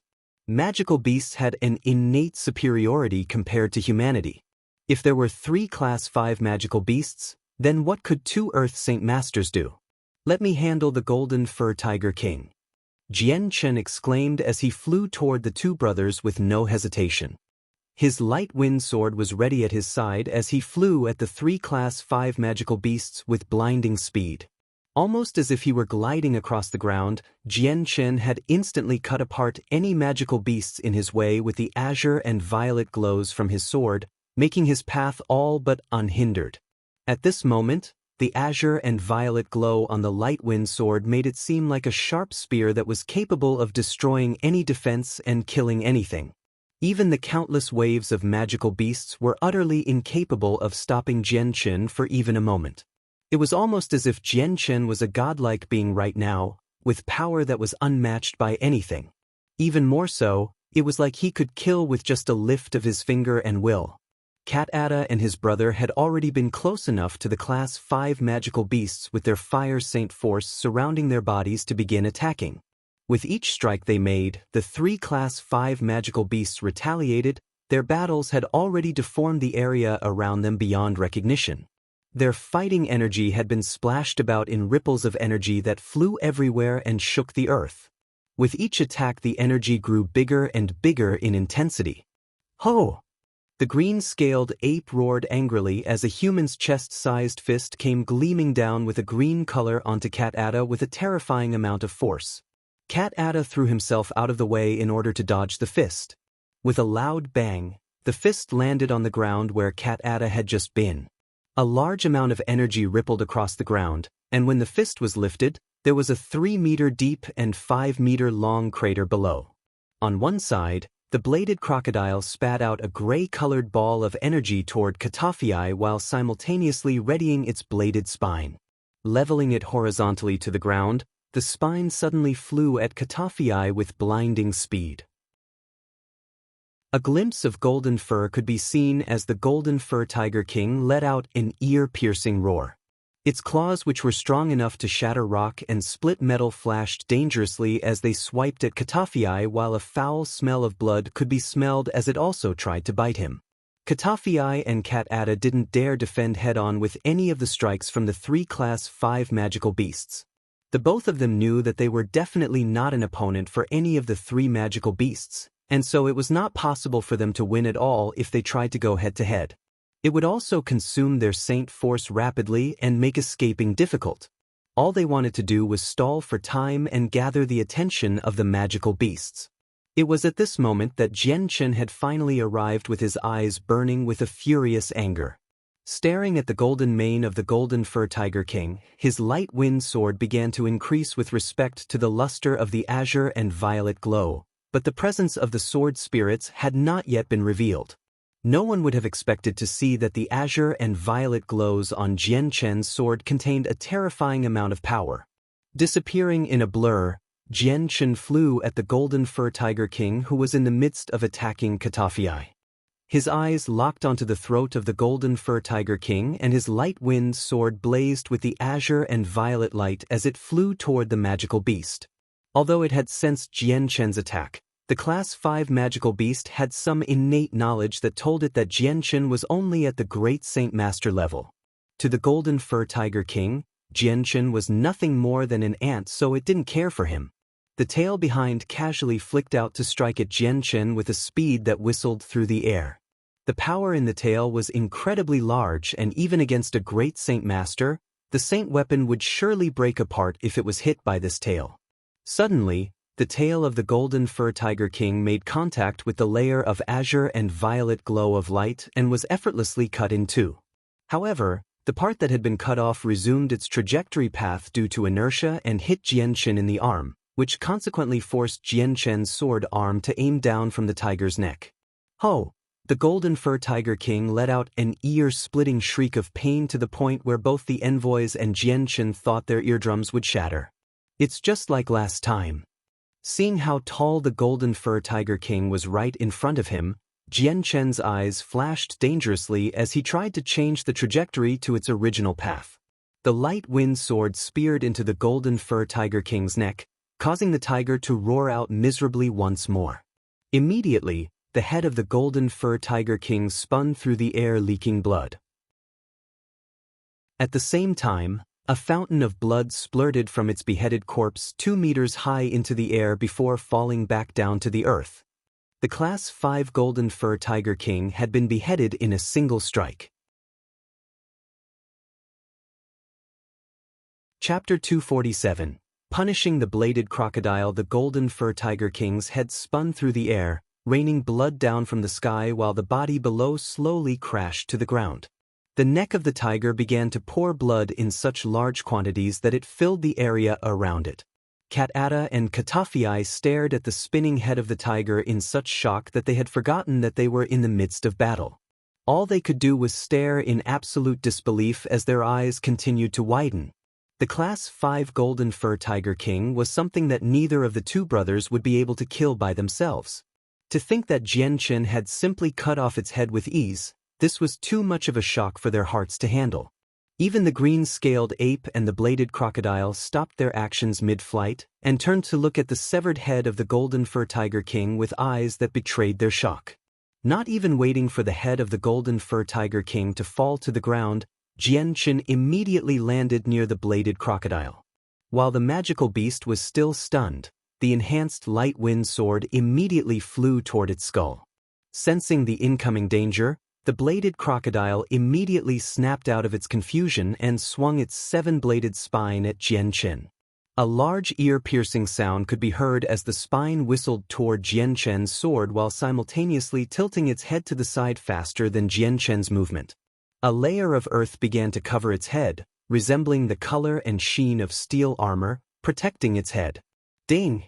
A single blade on the spine struck against the light wind sword with a crisp sound as a jolting shock was transmitted up into Jian Chen's arm. The light wind sword had almost been knocked out of Jian Chen's arm, but he managed to keep hold. The bladed spine, on the other hand, even though it was a brief moment of contact between the blade and the azure and violet light on the sword managed to leave a small crack on one of the blades. Pieces. A few of the blades flew past Jian Chen's sword. One of them had even managed to burrow its way into Jian Chen's chest before protruding out of his back. In an instant, Jian Chen's face had become deathly pale as blood splurted out from his mouth. The blade had carried about a tremendous amount of power, and so when it had stabbed into him, the force was almost as if a wild horse had rammed against him, causing significant damage to his body. Because of Jian Chen's cultivation method, his inner organs were stronger than usual. Trying his best to ignore the blossoming pain in his chest, he bit his lip and slammed down into the bladed crocodile with his sword. The bladed crocodile flew back and spat out a large ball of energy at Jian Chen. Thanks to the innate knowledge it had, it immediately sensed that Jian Chen's sword was not to be met head-on with after seeing what had happened with the golden fur tiger king. "Help me distract it." Seeing the bladed crocodile retreat, Jian Chen cried out loudly. At the same time, he moved to dodge the ball of energy before flying at the bladed crocodile. A figure came into view as Katafei flew into Jian Chen's line of sight. Enwrapping his saint weapon with the fire-like essence that was his saint force, he sliced down into the ball of energy. Bang! The ball of energy that had been spat out from the bladed crocodile had been cut in half by Katafei's sword. The massive amount of energy from the ball immediately dispersed into the air before kicking up the dust from the ground and obscuring Katafei, Jian Chen, and the bladed crocodile from view. Katafei filled the air around him with the light from his fire-like essence as he moved forward at an extremely fast pace. Despite the dust completely obstructing his visibility, it did not restrict his movements. The flame-like light would flicker brightly at times. When Katafei swung his sword with his entire might, the dust around his sword seemed to have evaporated because of his fire saint force. As the dust cleared away, Jian Chen could only see Katafei send the bladed crocodile's body into the air. Its body was so big that it managed to cover a large part of the sky while its bodily defenses had been split in two with blood pouring out. Flickering away from sight, Jian Chen quickly soared into the air. Before the bladed crocodile could even fall back down to the ground, Jian Chen's light wind sword gleamed with an azure and violet light as he stabbed at its skull at an incredibly fast rate. The audience could only see the bladed crocodile fly through the air with its blood spilling in the air, and then Jian Chen came out of nowhere and rendered its head into ground meat. With the azure and violet glows, the bladed crocodile's defenses had been nothing more than tofu, and it had instantly folded against the light wind sword. The gigantic body of the bladed crocodile finally fell to the ground without moving. Its own head had been split apart into multiple pieces as blood and brain matter began to spill out from the various sword wounds on its head. Bang! Not too far away, Cat-Ada had been hit by the green-scaled ape, causing him to be sent flying backward like a speeding bullet through the air while spitting out blood. The green-scaled ape turned to look at the splattered bladed crocodile with an ominous glint in its eyes. Turning its head to the sky, it let out a roar of sorrow before grabbing a 30-meter-long tree to swing at Jian Chen. Jian Chen didn't bother to move. Instead, the light wind sword enshrouded the area with a bright glow of light before instantly shaving away the tree into wood shavings. Immediately, Jian Chen flew at the green-scaled ape with his light wind sword aimed at its throat. Howling angrily, the green-scaled ape lashed out with its foot to kick Jian Chen away. Ugh! Jian Chen spat out another mouthful of blood as he was sent flying back due to the kick. His face paled in color as he got up from the ground 30 meters away from his initial position. His chest had sunken in on itself in a terrifying way thanks to the absolutely inconceivably strong amount of force behind the ape's kick. Even the bones within his body had been crushed and his inner organs had suffered significant damage as well. The green-scaled ape stared at Jian Chen with a death glare before charging straight for him. With each step, the floor trembled with shock to signify just how strong this beast was. At this moment, an intense amount of sword chi with a flame-like essence flew at the green-scaled ape. Right behind the sword chi was Katafi with his sword. Without even looking at the red sword chi, the green-scaled ape swatted away the flame-like sword chi and forced it to dissipate into nothingness. Because of how Jian Chen had killed 2 Class 5 magical beasts almost by himself, the green-scaled ape was forced to focus on him the most. Katafi's face hardened as he looked on from far away. Seeing how Jian Chen was struggling to get up, his face paled as he realized the green-scaled ape would reach him in no time. Katafi, the strength of the green-scaled ape should be that of a 5th cycle Earth Saint Master. Its strength is too massive to go head-to-head, so just try to stall for time. Katata's weak-sounding voice called out. You're tuning in to the Passion Pages YouTube channel. We're so grateful for your support and don't forget to subscribe to join us on this incredible journey through captivating stories. Your generosity through donations truly makes a world of difference, as it's the primary source of revenue that allows me to expand and enhance this channel for you. Thank you from the bottom of my heart for being a part of this adventure.